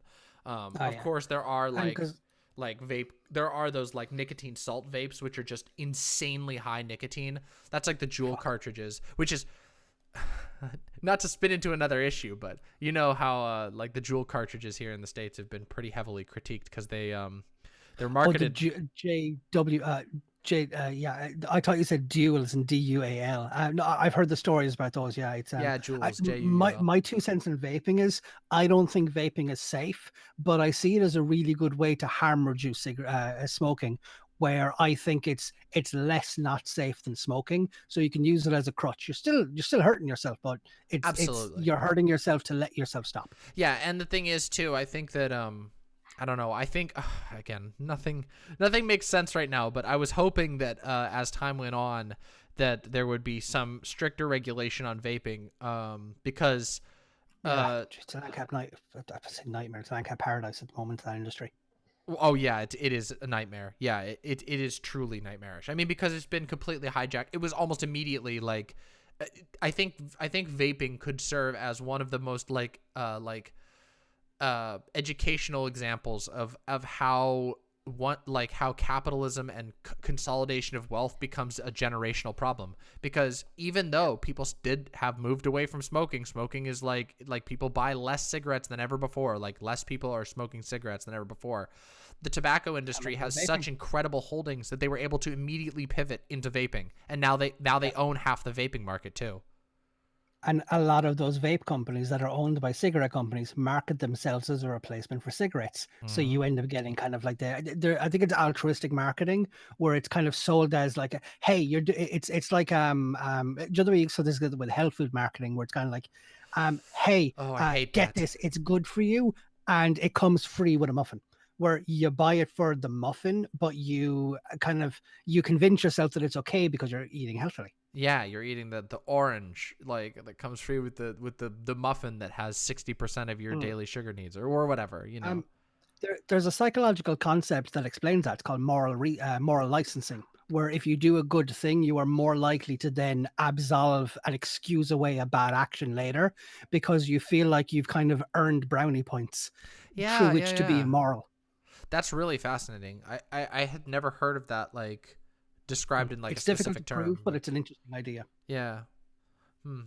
Yeah, I actually the only thing, I mean, I smoke a lot of weed, but that's about it. It's These not days. legal here, but I like it. Yeah. Yeah, no, it's thankfully I now live on the coast where it's legal in every single state, and that's probably not going to change. I don't see, regardless of which way the future goes in this country, whether we go the balkanization route or we like have some sort of, I don't know, maybe Biden wins and then there's like some easing of the compacts or whatever.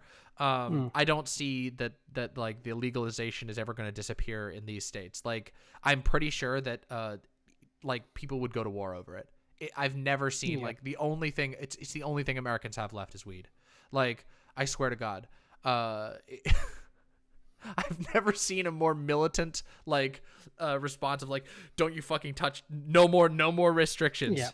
Like you touch it, we will riot immediately. Like I told you like the last like well, I guess it wasn't. I guess now I have to update my own internal accounting of IRL politics stuff I've been doing, because I've actually been doing a lot God. more over the last few months. But the one of the big things when I was still living in California, I made like a huge effort to go and do a political thing, and it was Mm, there was a in the county that I lived in, which was a medical only county. It was one of the few like places that still had really really heavy restrictions on weed. And like they had like this super religious guy on the county council who was trying to pass some measure that would make it even harder for the local like weed stores. And so they were like flyering, and they're like, hey, if you can come help us, like give your message to the like county council, we're gonna get a bunch of people together. I was like, oh, okay, there's probably gonna be like, a handful of people there. I'll go like give my comments to the county council. And like I went, and there was like 100 people there, like everyone showed up. And I'm like, oh, well, okay, yep, I found the issue that people are passionate about. The one issue that will get people to actually get up in the morning and go and do politics is weed. So, yeah, yeah. I don't know. Now I have to 'Cause figure out how to make weed-based leftism so that people will actually participate in it. Well, it's very similar to what's it called, the draft back in the 70s. It was just it's a libertarian perspective. It's do you believe other people should have the right to tell you what to do with your body? Yeah. I think ultimately that's what it is. My take on drugs, it's very simple. It's always stood this way. Drugs serve two purposes: medicinal and recreational. Their ideal use is, if it's recreational, it's to accentuate your life. If it's medicinal, it's to escape pain. Hmm. If you do not require it medicinally, but you are using it to escape, then the drugs are probably doing you a disservice, and you need to do something else. Like go to a therapist, go to a counselor, or something else. Yeah. It's the same with alcohol. Like alcohol can be used to enrich an experience. However, it doesn't have a medicinal benefit. So if you're using it to escape a problem, you're not really escaping the problem. You're just putting it on a shelf and hoping it goes away when you look back at the shelf. Yeah, I think I can That's agree my with take you on drugs. largely on that. Like I don't know. I feel like the a lot of the rules are kind of off in the my usual rules are kind of off in the quarantine. But even still, like I would generally agree with you on that.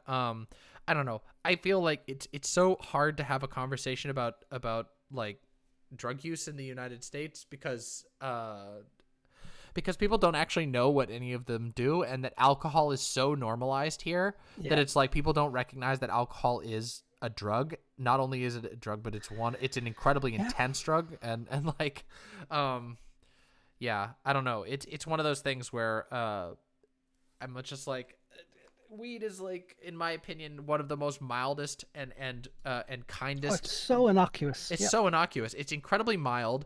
It's literally less, like, it has less long-term effects. I mean, obviously smoking it has some damage to your lungs, but if you eat like edibles or whatever, like there's almost no fucking side effects to the fucking drug. It has like it's like caffeine in that, like, the side effects are very, very niche and generally based on other things. Like, you get worse withdrawals from caffeine than you would from Oh, yeah. weed.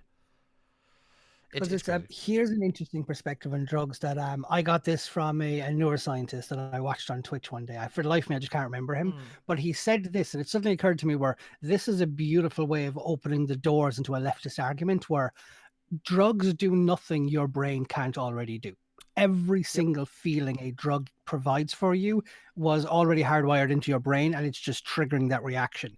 So the key isn't to ask why are people taking drugs, it's what material conditions are preventing you from being able to enjoy your brain the way it was naturally provided for. What alienating factors of your life is making you miserable to the point where you need to medicate your natural disposition to pleasure?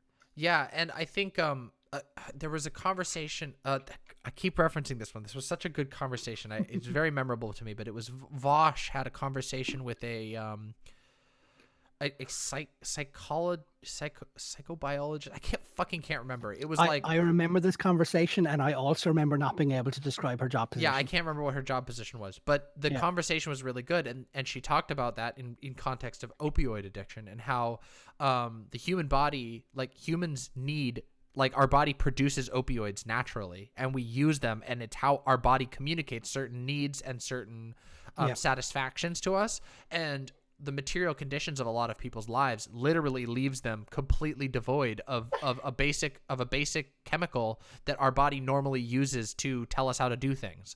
So people turn to, like, you know, synthetic or external versions or ways to supplement their body's need for these neurotransmitters or whatever the right word is. I don't know the right words, but functionally it's Yeah. missing something that you would normally be able to get from socializing or of Yeah. course not in all cases. There are, of course, I mean, obviously, I'm somebody who's dealt with mental health a lot, and so I don't think that there's, like, it's gonna, there's, like, a natural solution to every mental health situation. Of course not. But, like, that people seek out, a lot of the reason why people seek out opioids specifically is literally because the society that we've built, especially in places where the opioid crisis here in America have hit, places like West Virginia, where the material conditions of the average person in a place like that are so bad that they spend all their lives working really, really terrible jobs and going home to essentially nothing because they have nothing there. They've not been given anything. And so, of course, they're going to Yeah. turn to illicit escapes. And I don't know. My hope, of course, I mean, again, there's also another aspect of that. It's not I should be very careful to say it's like not just people who are turning to that. Their doctors give them those things. I mean, there's no underplaying how the Sackler family created the opioid epidemic here. Like they literally told it's a yo-yo that swung both ways. Yeah, exactly. And like this was actually something that came up frequently in that panel that I went to, or in that community meeting that I went to, the county council meeting. One of the things that came up multiple times from people who were there giving their messages was that they used to rely on opioids and they switched to medical marijuana. And with some help, they were able to wean themselves off and not have, they were taking these opioids originally for pain. And that was the only thing that was available because weed was 100% illegal. And so it's pretty interesting. I think that, like, I don't know, I guess that's why I'm like, a lot of people talk about like obnoxious stoners and whatever. I fucking think that's overblown. I think that's mostly just because of movies like Pineapple Express and like the stoner culture stuff, which is like, whatever. I don't care. I'm a big, like, you know, I obviously, you know, like I said, I love weed. I think it's helpful to a lot of people, but there's another aspect, which is, this is where it gets, I'm going to be a little cringe, but weed undermines the ability for the Sackler family to get people addicted to opiums or to opioids. Yeah, I have no issue with that. Like it's vindictive socialism. Yeah. If there's, I said socialism. It's just because I think it's helping a social society. Because it'll be capitalist in its nature if it gets introduced. Vindictive capitalism to unseat the capitalist. I'm on board with that, I guess. Yeah. Here, I'm just going to run to the bathroom. Maybe 2 seconds. Absolutely. Take your time. Chat, how are you all doing? How are you all doing, chat? This has been a really fucking amazing conversation, hasn't it? Hasn't this been good? I don't know. I've had a great time. I thought this was a great fucking conversation. I don't know about y'all. You guys want me to change the background? Let me change the background to something else. Let's change it to something else. Oh, yeah. Okay. I missed that. I missed that entire conversation with the Orty guy. So I'm sorry if I wasn't able to like give you advice on banning. I had no fucking clue what that guy was talking about. So... Oh, well, welcome back to chat. I'm sorry that person was a big problem. I didn't know. I couldn't keep up with what he was saying because I was trying to follow this conversation. So I'm glad that they were timed out if they were causing a bunch of problems in chat. Oh, Jesus. Excuse me. Sorry. I've got these like hiccups and then I burped. Let's see. Let's pick a new one. Ooh, relaxing underwater scenes. This sounds great. Let's stream this one. Ooh, fishies. Fishies. Let's watch fish. I'm doing well. Yeah, that seemed like a fundamentalist who was in chat. That's the only thing that I was able to pick up from his argument. Fishies, look at them. They're so cute. Yeah, I'm trying to keep stuff on screen that's entertaining in addition to my face. I don't know. Maybe I should just go up, like, maybe I should just put my camera up to full screen like this. I don't know. Do people want to see my face that large? Does this look good? I don't know. Does it not? I don't know. I feel like it looks weird. Where's the chat? Here. Can't see anything because my background. See, no. You know what? No. I'm going back down to small mode. Back to small. We're going to watch the fish. Fish time. I'm back to you whenever you're ready. Hey, welcome back. Sorry, I was trying to change the background so it was because the waterfall was boring to people. So I decided to change it, and now we have fish. I was going to put my camera up to full, but you can't read chat. Because it's white. My background is white. I have white walls. I can give you a tip for what I did. Do you have like Photoshop or GIMP or anything like that? Yeah, I do. Yep. Okay. What you do is, this is actually something that I stole from Vosh. Oh, okay. Put a transparent layer and then do a gradient of like a black from one side to transparent on the other. So what you'll do is you'll have like a little gray. You'll have like a little black line that then slowly fades into the transparent. And then what you do is you just turn down the opacity so that you end up creating kind of a contrast on one side of the screen so that the names in the white of the text emboldens against that black. That's a good idea. What I do for my chat. I knew that trick from Vosh making thumbnails, but I never thought to apply it to chat. Good idea. Because I was doing exactly that, where I was doing test streams at home and I was putting into chat and I thought, I can't read that. Wait, why am I able to read like Vosh's chat? And ironically, Destiny doesn't do this. However, I don't think he really cares about the stream chat in that regard, where Yeah. that's for his audience and not for him. And anyone who's on screen is in his website, so I don't think they care.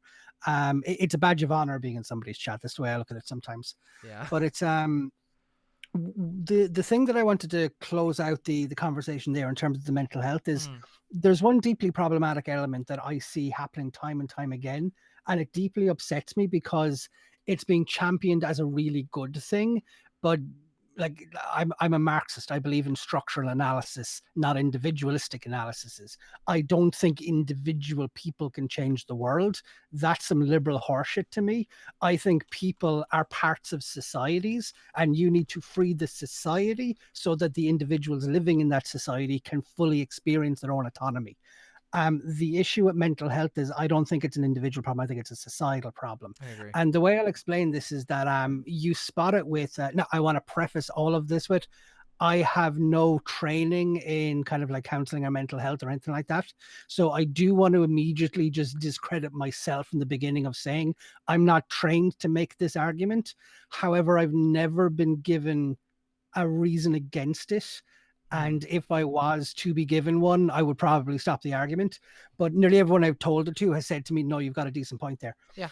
And it's the perspective of the way you see an awful lot of kind of like counseling services are based towards kind of like the individual method where like, if you're depressed, think about how you think about yourself, as opposed to what kind of environment are you in? Have you got a really shit job?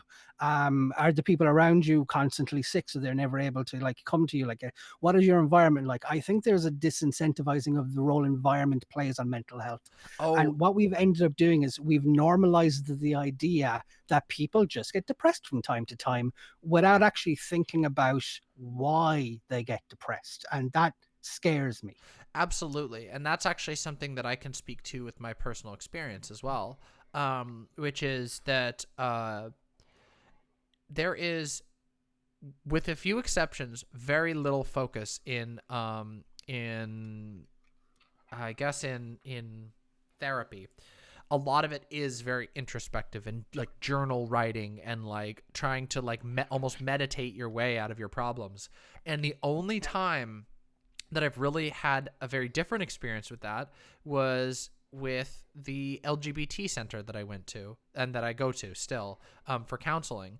And they have a very different approach, which is that they explicitly discuss, like, if you're open to it, obviously they don't force you to, but if this is something that you want to, they will discuss environmental stuff, and they will give you resources on like how you can maybe change, how you can like change the living situation that you're in, or if you're having trouble with transportation, we will hook you up with resources to that. Because they're based in a community center, they're able to have a different type of level of connectivity with the community that that like a lot of like private practices, which is just like you go talk to a therapist and then they're just like, okay, ring the bell and you're done, you know? Whereas going to these counseling centers, they will say, okay, hey, so like you mentioned in this session that you're having a lot of hard times like getting to work on time. If we set you up with somebody who could help you fill out an application to get like a free bus ticket, like that we offer free bus tickets, would you want to do that? And then you can immediately go and they'll just take you over to another computer and you'll sit with one of their community counselors and they'll help you fill out the paperwork to get like a free bus ticket and like a free bus card that will like let you transport easier. So like that sort of thing to me was infinitely more helpful than even, you know, any, because I'm already introspective. Tons of people think a lot. And yes, that's not to discredit the value of like thinking through your problems and coming to be able to deal with them. But the default approach, it feels like in a lot of therapy sessions and in a lot of the sort of the default context in a lot of approaches is one of like let me teach you how to cope better with your situation, but not how to change it.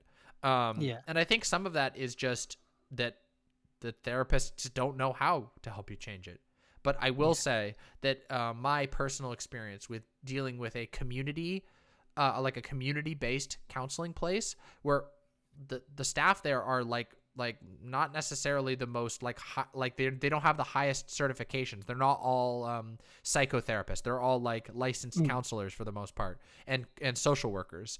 But their approach has been infinitely more personally helpful to me, in that they have connections. They can put you right away, like on the phone with somebody who can help you get the meds you need. That's like the first step. But they can also help you find work. They can also help you find a safe place to live. They can help you, sometimes even help you find a roommate by having like a forum that they host. You know what I mean? And these types of community solutions, in my opinion, are actually considerably more effective for treating the root problems of mental health than just medication or just, like good cognitive behavioral therapy, which can be really, really helpful. But the thing is, I think a lot of people forget is that like a lot of therapy is just coping. It's just teaching you how to survive a bad situation or how to recontextualize your situation, as opposed to like how do I actually change this? Because some structures and some living conditions have to be changed, or your mental health will never change. Yeah, and only a fool would belittle or devalue that sort of situation. But we have to admit that we need more. There needs to be a more encompassing approach, because this is complete conjecture that I'm about to say. This just popped into my head as an explanation. It occurs to me that I'm going to use the United States as an example because it's the only thing I can think of top of my head. However, because this isn't a ubiquitous situation, it may not be true. And I would love to speak to somebody in like the field of counseling or psychotherapy or like psychology to tell me and put me in my place in this one. But this makes sense to me, where you have a field that is very difficult to get into studying unless you have been removed from the pressures of being working class.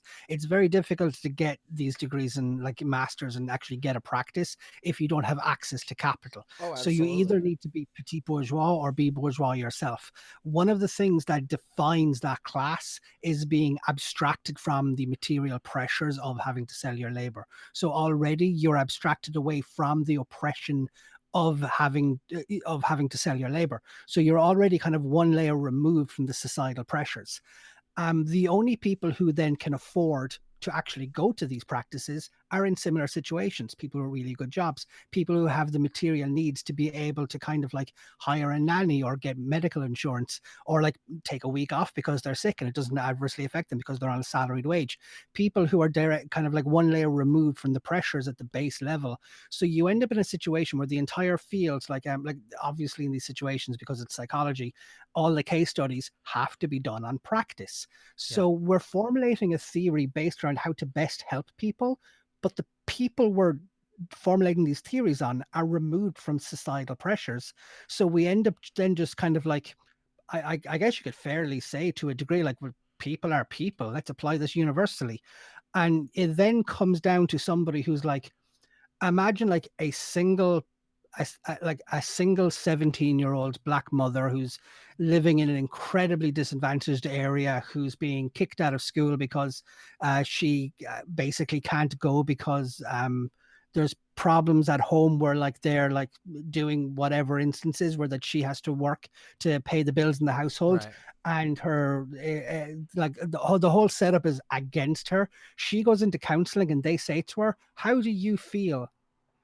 The problem she is in has fuck all to do with how she feels. Right. And I wonder if that's part of the problem. I think it is. I do believe that there is a problem with a lot of counseling being like ignoring class or not even touching on it. Also, Marinara in my chat mentioned one of her biggest pet peeves is that therapy and mental health support doesn't take into account class and capitalist alienation. And I will say that's largely true in my experience. I've been through a lot of counselors. This is why intersectionality is so important. Incredibly important. And also like, but I will say again, like my experience with like community health. People, okay, so here in the States, and I don't know if this is the case, I assume it's probably not quite the same degree, like in other countries where there's, national health to some degree where we just don't have fucking any at all. But here it's like public health clinics are kind of like, they've always kind of been seen as like, they're kind of they're kind of seen as like the worst option. You don't want to go that. You want to go to a big hospital or like have the fancy doctors. They're like, it's kind of, because of course a community health place doesn't have the money to like dress it up and make it look extra nice. But without failure, the best healthcare I've ever received in my entire life has always been from public health. Always.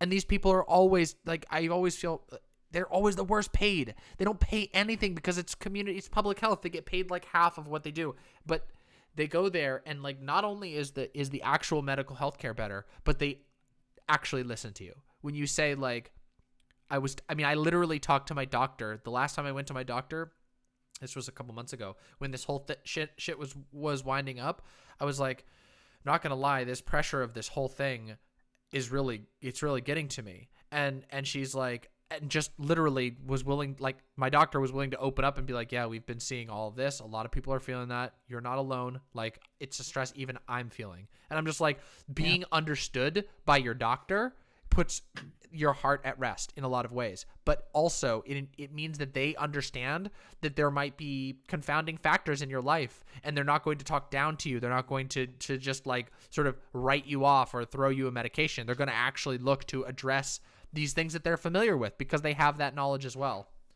But I think you're onto something with that to a degree. Like, of course, I mean, there's so many issues. Like, there's so many issues with mental health, especially in the United States. Here in the United States, like mental health is not considered important at all. In fact, it's still like largely, at least on a public level, treated as like frivolous almost. It's really bad. Because let me analogize it very quickly for anyone in chat, whoever wants to. Like, if you've bought into my reasoning here and you think I'm onto something and you want to spread this with you, but might find it difficult to kind of like reformulate the arguments to get other people to understand, I've developed an analogy to explain it to people. Let's take something as like, here's an absolutely unarguable fact. Mental illness is not taken as seriously as physical illness. If you put somebody who has depression and put them next to somebody who has like cystic fibrosis, everyone will rightly, well, not rightly, but like they'll fall over themselves to help the person who has the obvious in your face overt illness. And then they'll look at the person who has depression and there's that famous line in Joker, the worst part about having a mental illness is you're expected to act like you don't have one. And that is incredibly true. So the analogy that I've developed for this is, imagine you're just walking around town one day and you see somebody walking beside you, and then like a van pulls up and a load of people get out and just beat the ever-loving shit out of him.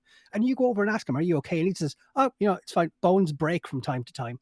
That's how people treat mental health. That is how people treat mental health. I get depressed from time to time. Like how perverse a society do you have to be for bones break from time to time is a sufficient explanation for being jumped. Right. Yeah, and that is really how bad it is here. Like, it's hard to express. It's hard to express how it just feels like societal gaslighting. When you're like, do you not recognize that, like, we all like nearly everyone, of course there are deniers, but the vast majority of society recognizes that our brains exist and have chemicals in them, and that there are things that can, but like there's still just this the individualism has like been absorbed to such a degree that like it almost supersedes chemistry and biology. Like, people are like, oh yeah, but I mean, but I'm me and I'm in my head. That means I should just feel better. And it's like, that's not how it works though. Like, nobody can function like that. Like, that's not how your brain literally works. Yeah. Yeah. Somebody in my chat, Marinara in my chat says, I agree with that. There's that implicit willpower individualism that you're just supposed to power through your brain, like, screaming out that it needs some assistance. You know what I mean? You're supposed to power through that. Okay. And here's the part where and this is ultimately why I'm on the left and why I think the left wing has genuine answers to this problem, and the right is just trying to there's a word for it, but I can't remember, but they want to return us to a past that never existed. Yeah. When you look at like the dominant hegemonic ideology of today is neoliberal capitalism. One of the key facets of neoliberalism is the concept of commodifying individual needs. And in a sense, to say like that need to be with somebody else can be sold to you, where Yeah. you need to pay for the most basic of shit. That idea makes it impossible for societal answers to things. So you end up with an entire government structure, medical industry that has to gaslight you about mental illness, Yep. because there's just somebody in chat is like palingenesis. That's the term I'm talking about, where it's a reimagining of a past that never existed. Yeah. Yeah. But the entire system is gaslighting you against the idea that maybe your illness is caused by society. Because Bubble Boy in my chat linked a Mark Fisher quote that perfectly describes this. Quote, if it goes without saying that all mental illnesses are neurologically instantiated, but this says nothing about their causation. If it Yep. is true, for instance, that depression is constituted by low serotonin levels, what still needs to be explained is why particular individuals have lower levels of serotonin than others. This requires a social and political explanation, and the task of repoliticizing mental health is an urgent one for the left if it wants to challenge the problem of capitalist realism. Yeah. And for anyone in the chat who's not really aware of what capitalist realism is, it can very easily be summed up in a Slavoj Žižek quote called "It's easier to imagine the end of capitalism." It's easier to imagine the end of the world than the end of capitalism. Where it's this idea that like we're stuck in a rerun of today, and the best way is from pop culture references. Where think about the last time you watched a disaster film, where the dystopian sci-fi imagined future wasn't just today rebranded. Yeah. Yep. We've forgotten how to imagine the future, and that's a key element attached to this. Where we're trying to in a lot of ways, mental health serves as one of like the greatest threats to the capitalist industry, because it's very difficult for capitalism to sell you your individual needs if you think of yourself as more than an individual. Yeah. Why would you buy a Netflix subscription if you can sit down with friends around a fireplace and chat? Yeah, precisely. But and also like there's another side of it too, which is that like the denial of mental health and this sort of like this sort of like mass gaslighting when it comes to mental health. It's like, oh no, you're not tired, you're not exhausted, you're not broken down from the fact that you work 60 hours a week and there never seems to be an end of it, and it actually is harming your body and your mind. No, you're just imagining all that. You're just too weak. And the thing is that it requires, it's perpetuated by this illusion of like, oh, well, anytime somebody burns out on the job, they just get fired. They're just gone. And so you never see it. You never see your coworkers being like, oh, I'm struggling today or whatever, because it's not allowed to happen. You're not allowed to have human moments in jobs. Like, I mean, I can't even tell you the number of friends I've talked to specifically about this sort of thing, where it's just like, oh, like, I don't know, work feels impossible these days. And it's like, well, I mean, your work has not increased your pay at all, and your duties have gone up over the last couple of years.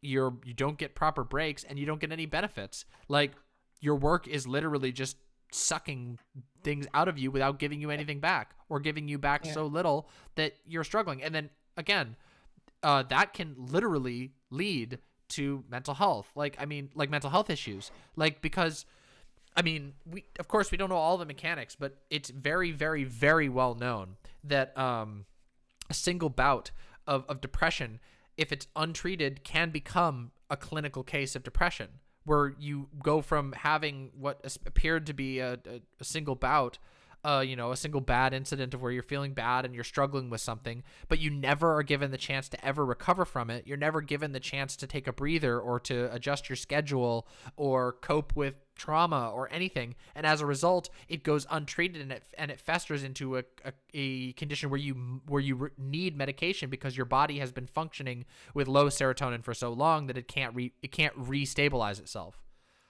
Yeah. Yeah. And part of the issue as well is that how the word depression has entered the general conversation is just, I'm a little sad.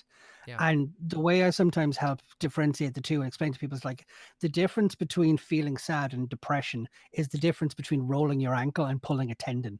Yeah. You can walk off a sore ankle. You can walk off feeling sad. You can kind of pep yourself up and keep going. Yeah. If you're depressed, you can't just walk that off. You need to treat it with care love, seek attention, Yeah. and just look after yourself. And it's that difference.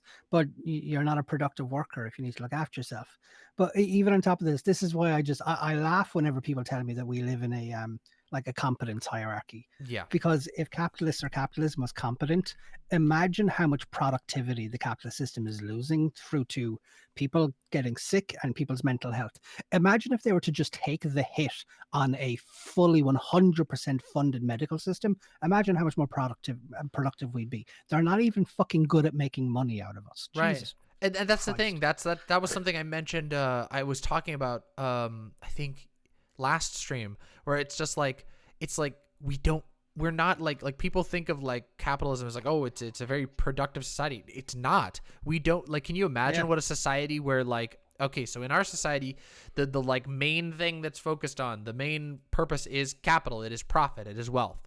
Imagine if it was a society, how different a society arranged around productivity would look. Would it, you even a society that puts a different, like, I don't think that a society built around productivity is a good thing. But imagine if there was a society where it was built around productivity. You would have the care that you needed. Humans would be able to breathe and rest. This society that we have structured right now is not about producing. It's literally just about maximizing profit. And sometimes that means being very productive, but it doesn't mean productivity at all costs. It means productivity, yeah, to the best degree that you can without increasing the costs, because you need to maximize your profit. And I find that very, it's such a thing. People have bought into so much of this like idea that capitalism is the most efficient system or whatever. It's like but it isn't. It literally isn't. Not even close. It's not even, doesn't even purport to be. It's just that like certain agents, certain ideological agents have said that that's the case, but it doesn't even, like, capitalism itself as an ideology doesn't even purport to be the most efficient system at all, or the most productive, or the most enlightened, or anything like that. It just purports to be the most profitable, which it is. Yeah, and this so beautifully ties back to what I was originally going to say about maybe an hour ago now, but we spiraled into a different conversation that I loved. But it was where if you start with superstition. Yep. I love tangential conversations. Oh, I do but too. It's if you start with a superstition, that is an individualistic trying to reverse engineer an answer from a mystery. When you go one step up, and start looking at societies, you end up having kind of a branched, splintered idea of ideology and theology. Theology is a way to do the same process, but with the metaphysical. It's trying to reverse engineer answers to metaphysical problems. For instance, what happened before there were things? Like, where did the universe come from? Yeah. We had God. It's reverse engineering an answer. Yeah. Ideology is a way to do the same thing, but with material instances, where the best explanation for ideology I've ever got in my entire life was, if you're walking down the street and you meet a friend and they say hello and they put out your hand, you instinctively shake their hand despite never being taught to shake somebody's hand ever in your entire life. And I'm pretty sure you've never even thought about why you shake people's hands. It's just something you do. It has nothing to do with you, and has everything to do with the society and culture you live within. It's an abstracted societal norm to explain away something. And it's just kind of like, oh, well, I just shake their hands. We don't have an answer for it. You get that same concept within capitalism, where, exactly like you just said there, oh, it's the most profitable system. Is it? Or have you just presupposed that answer to explain away the mystery of what's the most productive system? Yeah, or the mystery of why isn't why is everything so bad? Oh, well, it's because every other system is absolutely horrible and this is the best we're going to get. That's like that's the one I feel like I see a lot. The classic one that the moment this got stuck in my head, I've spent more time than I care to admit thinking about it. It's a notoriously difficult one to argue on if it get cock cold, but it's how do you incentivize people to work if they're not benefiting from that work? And it's a difficult one to argue against. And all you really have to do is just basically point out how commonly people work anyway. Right. Where's the incentive to be productive, to invent things if there is no return? The go-to example I'm going to right now is the entire concept of university societies. You don't get paid to join those. They're entirely voluntary. They're entirely communal based. They're entirely societal based. Nothing in that You don't get any sort of monetary benefit, but you get benefits. So what are those benefits? Maybe Yep. those are the things that a socialist society will provide for you. The other one that I like to go to is modding communities of games. Oh my God, great You're example. providing a Yep. service and none of it is paid for. Or And in a lot of situations, software too. yeah. Yep, A- it's And because benefits, that's the thing. That's part of that whole flattening thing that I'm talking about, right? The only value can be money, right? That's the only thing. But in truth, we gain value from all kinds of things. There's all kinds of valuable things. We gain there's everything from social standing. There's I mean like clout. You know, you could be a clout chaser, but you can gain positive emotional experiences, and those alone can be enough to make you, even people will pay other things that they value in order to have access to something that's otherwise ephemeral. I think that like capitalism, and specifically the sort of like late capitalist era that we're in has almost ruined the meaning of value, because yeah. it's just assumed that the only thing that has value is if it makes money. I mean, I'm gonna be honest. I don't make money off of this stream. I mean, I've gotten donations, which is great, but you know, neither of us are like big channels. We're not doing this for like the money. There's 100 other things that we would do that we gain personal value from. That's not to say that this is like an altruistic venture. I mean, for me, it's not. I have fun doing this. You know what I mean? I get to chat with people and talk about big ideas, and that to me are all things that are valuable. They're just not monetarily valuable necessarily. Yeah, it's invigorating. Exactly. It ties me back to the concept of like dimensionality, that it's like, if there's any math nerds in chat, you love that I'm bringing this up, where you have kind of like dimensionality and degrees of freedom in terms of like the more I'm going to call them pivot points, but the more kind of options you have to take. Let's imagine them as like doors in a room. If there are 6 doors in a room, that means there are 6 different ideas behind each of those doors. Let's say that room is called, it's not like the central corridor you're in is called a value, and there are 6 doors, and in all of those doors is a different kind of value. For capitalism to make sense, it needs to convince you that only one of those doors is real and all of the other ones are just illusions you've invented for yourself. Yep. And the only one that's real is wealth. When in reality, exactly as you mentioned there, the idea of even just being able to have a conversation derives a huge amount of value. It's a social value attached to that. There's there's a concept, I just can't remember the word off the top of my head, but even like that, like getting to say something you've thought about and then hearing somebody else reply in kind and answer what you've said, that's incredibly validating. It is. Yeah. That's a huge value people get from things like Twitch. Yep. The other one is like that, like I look to my left and I see this little chat of people who are deciding to spend their time with me. That's incredibly validating. Incredibly valuable. The fact that the fact that there are people in your chat who are engaging with this conversation between me and you, Yep. like that's validating for me as well, because that's still people who are hanging out in a space where we are leading the conversation.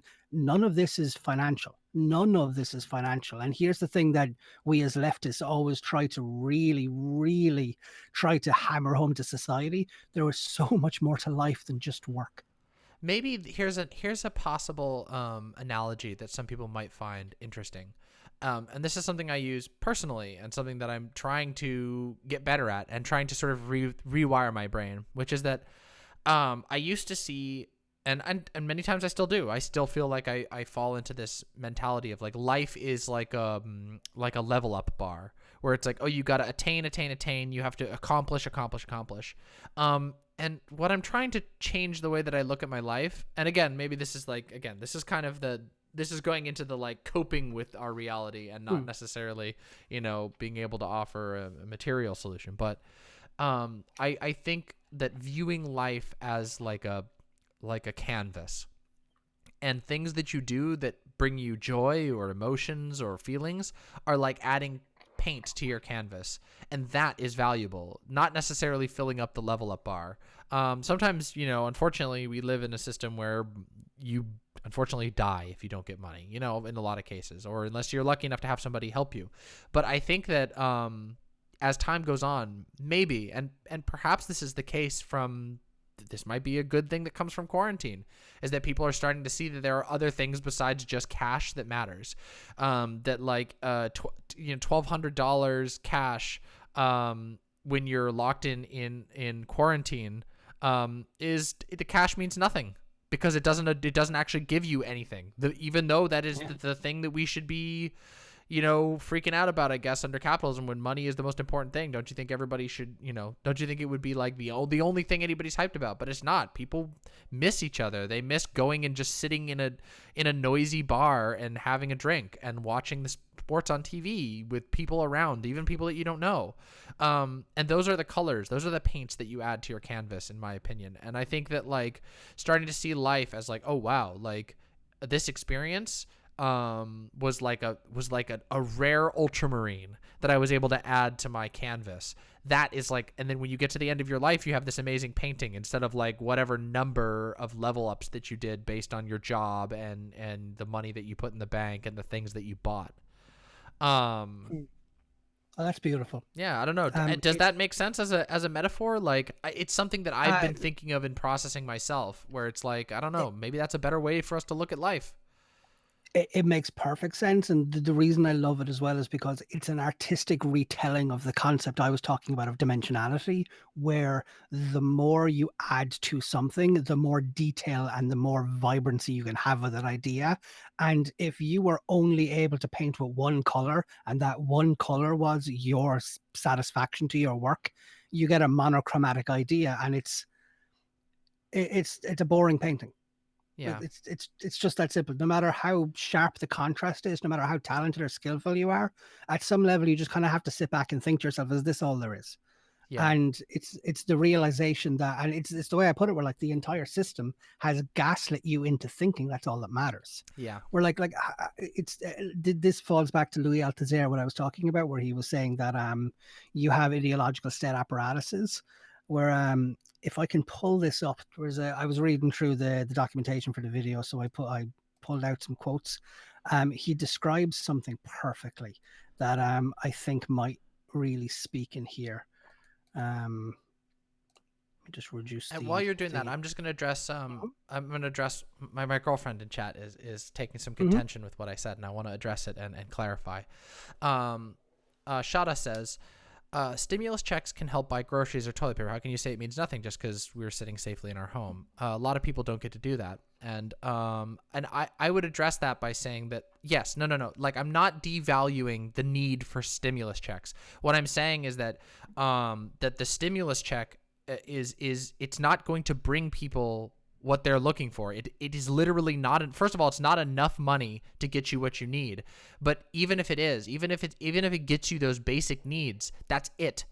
You are given only the very basic needs. That money is supposed to be the thing that buys you happiness, right? So what happens when you receive a stimulus check and you are unable to buy happiness? That's what I'm trying to say. Not that the stimulus checks are bad or that we shouldn't be giving out. In fact, I would argue that we should give out even more. I argue very strongly, obviously, for a UBI. What I'm saying is that I think that it's possible that people start to realize that there are things of greater value than just money, and that a check of $1,200 isn't going to, even if you're just given a check by the government, that is not alone going to give you what you need to survive. If that makes sense. I don't know if that made more sense, but I just wanted to try and address that. I can add to that if you want. Sure. Yeah. One of the things as well that we were talking about in here is that I actually think this translates beautifully to Maslow's hierarchy of needs, where the entire pyramid is your concept of all of those different colors. If you have somebody who is in a dire position because of what capitalism does to them, where they are so beaten by the system, where all they're able to concentrate on is that base level, that stimulus check is life defining for them, because they're not in a position to be able to think about the other colors. Their life is monochromatic, and they don't even have the luxury of being able to say how boring it is, because that's a position they've been forced and pushed into. Right. Where what we want to do is we want to liberate them to be able to even experience what they're capable of. Yeah. And well, I also think too that on that, only having one color. Yeah. No, I agree with you. And also on that too is, like, I think that for those of us who like myself who do feel like life can be monochromatic at times. Like I feel that like a part of that, again, I did open this section by saying that like this is kind of the individualist, how do we cope with the situation we're in, as opposed to, hey, this is a solution. But I think that perhaps for those of us who have kind of had it drilled into our heads that like life is monochrome, that perhaps seeing life that it isn't, that there are things that even if even if it's not the right monetary decision, it might be something that we can add to our experience of life. Like, for example, this, me streaming every day is not the like wisest monetary or financial decision, or not every day, but streaming multiple times a week is not the wisest or most intelligent financial decision. I could probably force myself to get a essential job or something like that. I've done those jobs in the past, but it's just one of those things where I've made the acknowledgement that, okay, if there's a way that I can at all avoid putting myself in these sort of exploitative work environments, and I can instead gain something from a project of my own, I will do that. And I think that we should look for those things. We should look for those ways to add color to our lives, and to have things that are valuable other than money. But again, this is in the context of a broader scope, which is that I believe that we should not live in a society that prioritizes money. Yeah, I took from what you said that like the stimulus check doesn't help. And that is true when the question is, how do we live actualized lives? Correct. Whereas the stimulus check is all that matters. If the question is, how do you survive being an oppressed minority in the United States of America, where you've lost your job and they expect you to pay or you die, then it's the only question that matters. Yeah, exactly. And then, of course, the final pin on that part is that even the 1,200 isn't enough. No one will be saved by the 1,200 check, unfortunately. And that's just, again, the stinginess of our and failure of our system on so many levels. But yeah, that is I hope that Shada, I hope that addressed your question about that. I hope that that I clarified. But yeah, damn. Is there any other topics you want to talk about? I'm getting super hungry, so I'm thinking about probably I was calling about to say we close it out because it's heading towards 11 o'clock, and I hate going too late. I have thin walls and I have neighbors to be conscientious of. No worries. All right. Yeah. There's no other topics I have, so I guess we can close out that concept where in terms of like the where we are today, in terms of like with people having access to like one of the things people don't have access to is disposable time, because all of that is taken by capitalists. One of the things that COVID has kind of forced upon us is we now have to confront the idea of what would we do if we were in a society where our basic needs were met. And a lot of people are realizing how fucking bored they are. And I think it's starting a question of like what will tomorrow look like? And to me, that is very exciting to me, because it means that the cracks in capitalist realism. I agree. Yeah, it means that the cracks in capitalist realism are starting to kind of form, because suddenly people are thinking, like the classic one is the people who are working from home, why do they ever need to go into the office in the first place? I hope they think about that and bring it forward with them. If you can work from home, why do you need to go to a building? If you're an essential worker, why are you on minimum wage? That makes no sense whatsoever. And I hope people internalize these questions and go forward with them. Why, during a pandemic, is Amazon hiring 100,000 staff? Something about that speaks to something disgusting in the human condition, where we are still ordering online to satiate our selfish needs in these situations. But then the other issue attached, I just want to finish that out. The one thing attached to that is, I fell into my own neoliberal trap of thinking it's the selfish needs. It's because Amazon are still selling non-essential items. Right. So they're trying to profit from your desire to not be bored. So I'm just correcting and slapping myself on the wrist for that one there. Well, and that, no, I wanted to add to that is that like we could even have an Amazon functioning during a quarantine if they were willing to give out the PPE. Yeah. They have more than enough money. They could literally issue their workers cars. They have so incredibly much money. They could literally just make pod suits for all of their delivery people and pay them a fortune and say, hey, we believe that people being able to get stuff that they want is important enough that we're all going to like invest this, but they don't, because instead, like, they are maintaining the exact same, if not more, margins of profit. That's the thing. There is not only, it's not even like they're operating at cost. They are operating on such an incredible margin of profit that like none of it makes sense. It makes everything senseless. The sheer amount of profit that's made off of most ventures makes all of it, it's breaking all of our assumptions about like worker pay, senseless. Worker, like work-based healthcare, senseless. It's senseless when you consider the sheer margins of profit that are being made, even in the midst of a quarantine. That we could have nice things. We would have to be willing to curtail profits for a while at least. So yeah, it's raising two questions as well. It's like Eric shrugged in my chat, just said like that. Part of it is he said that that assumes that entertainment isn't essential, but I can rephrase that statement into kind of like it's making us reassess what we consider essential. right. And Yeah. the other one attached to this is that like one thing that I think has kind of gone unnoticed and undiscussed is that the reason that we're in the economic catastrophe we are is because capitalism hasn't progressed to the point where it has outgrown human labor. The reason the economy is in fucking free fall right now is because human labor is still how we power the economy. I think Absolutely. we're maybe 4 or 5 decades out from an automated an automatic or Automated? automation and Yeah. automated economy. Yeah. Yeah. If a pandemic outbreaks in an automated society, the capitalists don't have to send anybody home, so the economy isn't going to collapse. So Right. they're just basically going to say, "Meh, deal with it. We're fine." Yep. That's why it's so important that we basically don't allow anarcho-capitalism to happen.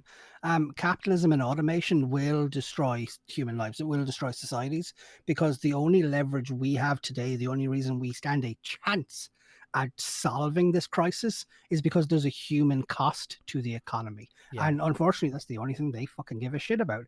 We care about the human cost. They care about the economic cost. Today, they're intertwined.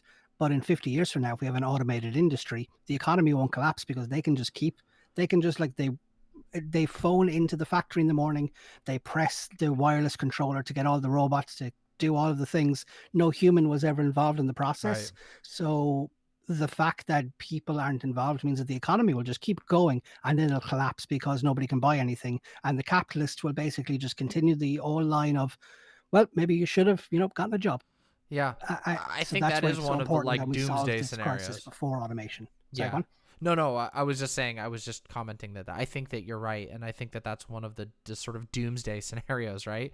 Instead of fully automated luxury space communism, instead you get fully automated autocracy. Like it's just the robots, and the robots are operated by technocrats who own everything, and then humans are not necessary anymore at all, and so you just let them die, or scoop them up and turn them into Soylent Green or whatever. Yeah, and we enter neo-feudalism because the only way people can survive is to basically sell themselves into indentured servitude. Yeah, and I'm hoping that that's like, I don't know. I feel like automation is coming for us a lot faster, but then I don't know. My ability to predict the future is so, it's just been bungled at every angle by how this pandemic has unfolded, because it's so senseless. It's so senseless. The technocratic solution, like there's certain technocratic things that are coming through. I mean, this morning, Trump awarded the coronavirus tracking contract to Peter Thiel's company, Palantir, a spying organization. And they're going to be tracking Peter Thiel, who's a card-carrying like Ayn Rand worshiper, is going to be controlling the digital solution to tracking coronavirus in the United States, which is fucked. Jesus Christ. But then again, I'm like, okay, that's bad, but there's no coordination, because the rest of the coronavirus effort is a hodgepodge mess that's run by Jared Kushner. And so I'm just like, wait a minute, like there's no coherence. So what are we actually going to end up with? And like, I keep saying this, which is like, we don't live in the age of robber barons anymore. Like Peter Thiel he doesn't have an army of Pinkertons that he sends from town to town to beat up the cops. He's not like got a mafia ties, you know what I mean, to people who will break legs. Like they don't have personal armies. So like if anybody decides to fight, what are they going to actually do? You know what I mean? Yeah. It's just we have to be able to. I feel like we need to convince people that they can actually fight and that they're not just going to get like nuked from orbit, which is what I think a lot of people people look at technocrats and they go, oh God, well they must have like they you know, they can track us and everything, but so that must mean they would be able to beat us. But in truth, they can track you, but they can't do a whole lot else with that. They just have the data and they rely on governments like the U.S. government and the U.S. military to comply with them in order to actually wield the strength. But that doesn't seem to be the case right now. You know, it's like I don't see the U.S. government just in any time soon kowtowing directly to the desires of Palantir, which means that if tech people at Palantir decide to finally take a stand and say, no, we're not fucking doing this, we're going to leave this company and none of us are going to work on it anymore, what are they going to do? And the main thing that I also want to kind of leave everyone with is the idea that it's so easy to listen to everything we're saying and get doomer about it, basically to say like, oh, the whole system is fucked. We're fucked. What are we going to do? And the reason that I often try to explain to people is like that the system could throw its absolute worst at us, and it's trying to. Oh God, it's trying to. But the reason capitalism is in crisis right now is because they still need us. Yep. They're in a situation where what has been taken away from them is human labor, and they're discovering that for all of the power they have, their entire empires of red lines and charts are just in free fall because they need us. We are what powers the economy. We are society. We are what humanity is. The worker is the expression of humankind. Capitalism's crisis is our opportunity. And we're in a situation where you can argue we were kind of lucky that this happened now and not when the entire world is automated. Right. So we're in a situation right now where it is becoming very obvious to ordinary people that they are actually so much more powerful than the establishment has spent the last 50 years telling them they are. Absolutely. Like people, you can see that like even people with in my chat are saying. So go on. Oh yeah, I'm going to make a quick content recommendation for everyone. I know. We've, especially in lieu of the Chapo drama, I don't know. I know people probably won't like me promoting Chapo stuff. However, this is a very special type of Chapo episode. This is not typical Chapo. This is an interview that Amber Frost, I've dropped it in chat here. It's about a 30-minute interview, very easy listen, really fascinating interview that Amber Frost from the Chapo team did with one of the Teamsters regional leaders in Boston after they managed to strike and win, and they won unequivocally every demand that they made, they got. I heard about that. They got pay raise, they got PPE, they got daily shipments of hand sanitizer, and all they had to do was strike. Because the thing is, and this is, I want to play off of your positivity, because I know we talk a lot about dark things and Palantir being in charge is bad news. But all of the levers of power right now are, with very few exceptions, held by complete fail sons. And the great thing about fail sons is that they're bad at everything. That's why they're a fucking fail son. So we actually have, even with as incompetent and frustrating as the online left can be sometimes, none of us even come close to the level of incompetence that you see in somebody like Jerry Falwell Jr., who we spent the beginning of this thing talking about. Yeah. And one of the things that might be incredibly frustrating for ordinary people is because they look at these people fail and then nothing happens to them. And that's exactly what it is. Like I mentioned with the concept of the petit bourgeois, it's because of their relative wealth has abstracted them from the pressures of being oppressed.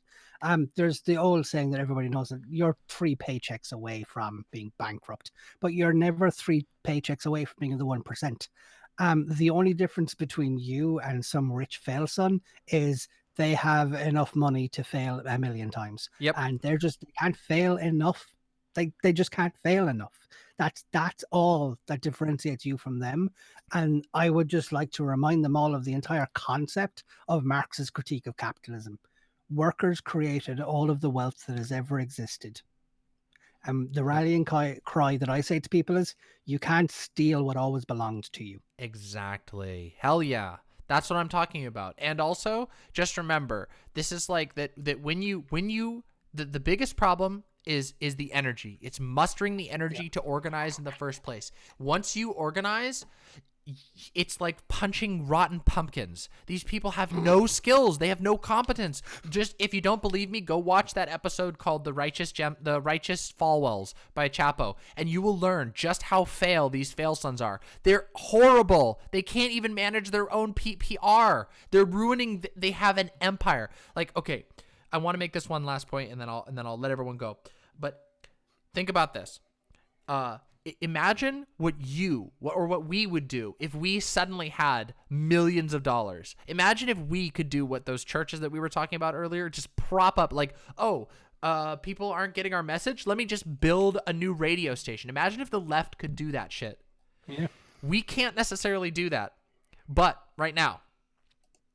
But if you can imagine what we would do with the levers of power versus what they're currently doing with the levers of power, you will realize the massive difference in competence, the massive difference in intellectual power, the massive difference in imaginative power.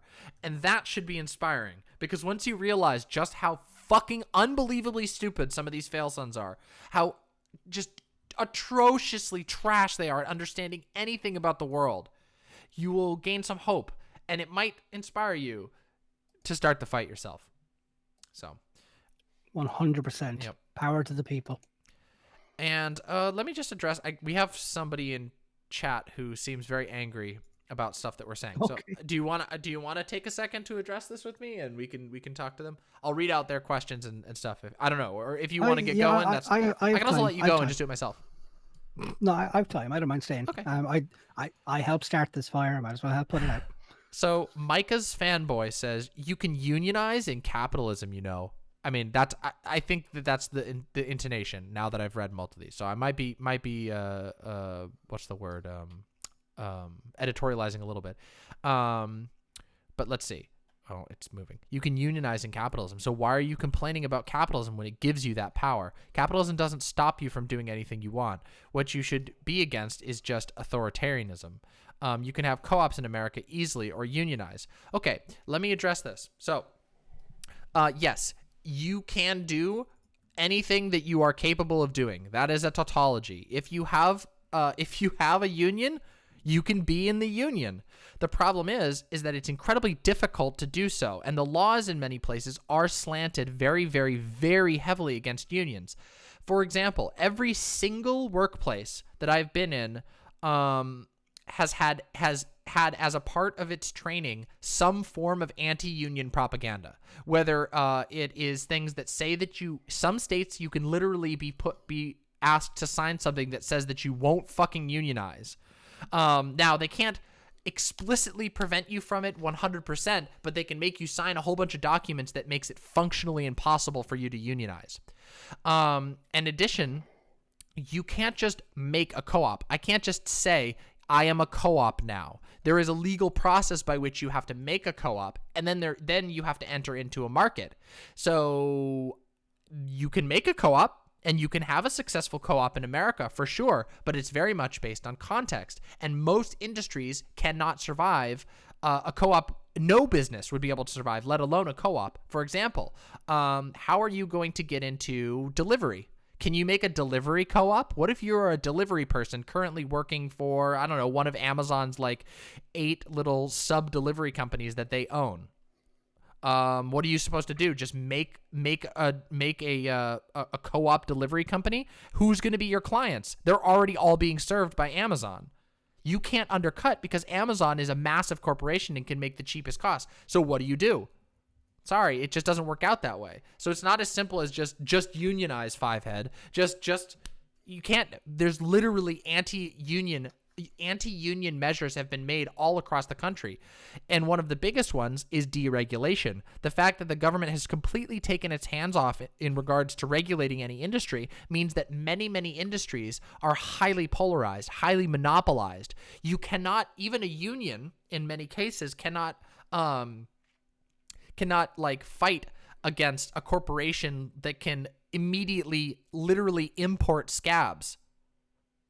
Like that's one of the problems. If you're dealing with a company like Pepsi, unionizing alone won't deal with Pepsi. Not unless it's a general strike. That's the only way you beat a Pepsi. Now, many, many, many industries are vulnerable to unionization. But that doesn't necessarily mean it's just going to happen or that it's just some kind of an easy process. And also, you fail to recognize the amount of laws that do actually work against unions. That's my answer for Micah's fanboy. No, I'm not saying that Micah's fanboy. I'm not saying that communal orgs cannot compete with firms. I'm saying they can, but not in every situation, because specifically the field has been prepped. Oh, and he took off. Do you want me to follow up on that for the chat? Yeah, definitely. They have definitely. no interest in responding. Definitely. Here's what I got from the question. Capitalism allows you to form unions and co-ops. You shouldn't be against capitalism. What you should be against authoritarianism. You know what? I totally 100% agree with the concept. So let's reduce the amount of authoritarian rule within industries itself. Let's remove the rule of an appointed manager by somebody who's never set foot in that industry themselves. Let's give democratic control of a workplace to the people who work there, to the people who control the wealth, to the people who actively spend their time getting to know the ins and outs of that machinery. Let's remove the authoritarian structures that mean that somebody can spend their entire life at a factory and then get sacked because they called their boss a wrong name sometime. Right. Rather than looking at the economic mode of production that you're doing with this and then abstracting all of the problems with the system to some amorphous concept of authoritarianism, and then use it as a proxy for communism. I saw what you were doing there. How about if you're against authoritarianism, actually call out the authoritarianism inherent within your own fucking system? Don't come in here and ask us to defend the democratic mandate of people if your entire system is inherently undemocratic, and ask us to be okay with that and to take on all of the sins for basically what is the massive problem with your own fucking system. If you really give a shit about democracy, you would have democracy in the workplaces. Fuck yeah. Preach. I think you did a much better job answering that even than I did. I went too technical with mine, and yours was way more effective. Talk about cutting the Gordian knot. That was a very, very good one. I live my life in analytical headspaces, but I get viscerally emotional when it comes to these sorts of situations, because one of the things that upsets me is dishonest framing. Yeah, when somebody frames a question so as to, it's basically, there's a phrase that I have: never ask a question that you've presumed the answer to. There's a phrase, it's like the logical fallacy of the leading question. That begging the question, right? Drives me fucking nuts. I hate people. Like, there's also a concept of sea lining where you're hiding the innocuity, whatever it's called. It's if you were to ask innocuous questions that are designed to make you uncomfortable. And then they always have the argument of, I'm just asking questions. It's the exact same situation. They're presenting a hypothetical where it's a heavily kind of biased outcome, and they're relying on the plausible deniability to be immune from all of this. That shit annoys the ever-loving shit out of me. So immediately what I do is I find the contradiction that they're building their entire case on, and I expose the contradiction. Good. Yeah, and that's honestly effective. And that's the kind of thing, is like the sea lining thing is like, God, isn't that like, doesn't that feel like it's like 90% of the right-wing game right now is just sea lining on Twitter and YouTube and whatever, where there's no where it's very hard to have context, so they can just pretend that they're asking in good faith, why racism is bad. And it's just like, and they rely on the fact that a lot of people do actually care about that and will spend their time, and then it's to a person who doesn't care at all. They're just wasting your time. Yeah, I fucking hate that shit. It's one of like the most important things that I've ever gotten out of watching Vosh, and it was the idea that the right will appeal to hypocrisy when they don't actually have an answer, a solution, or a proposal.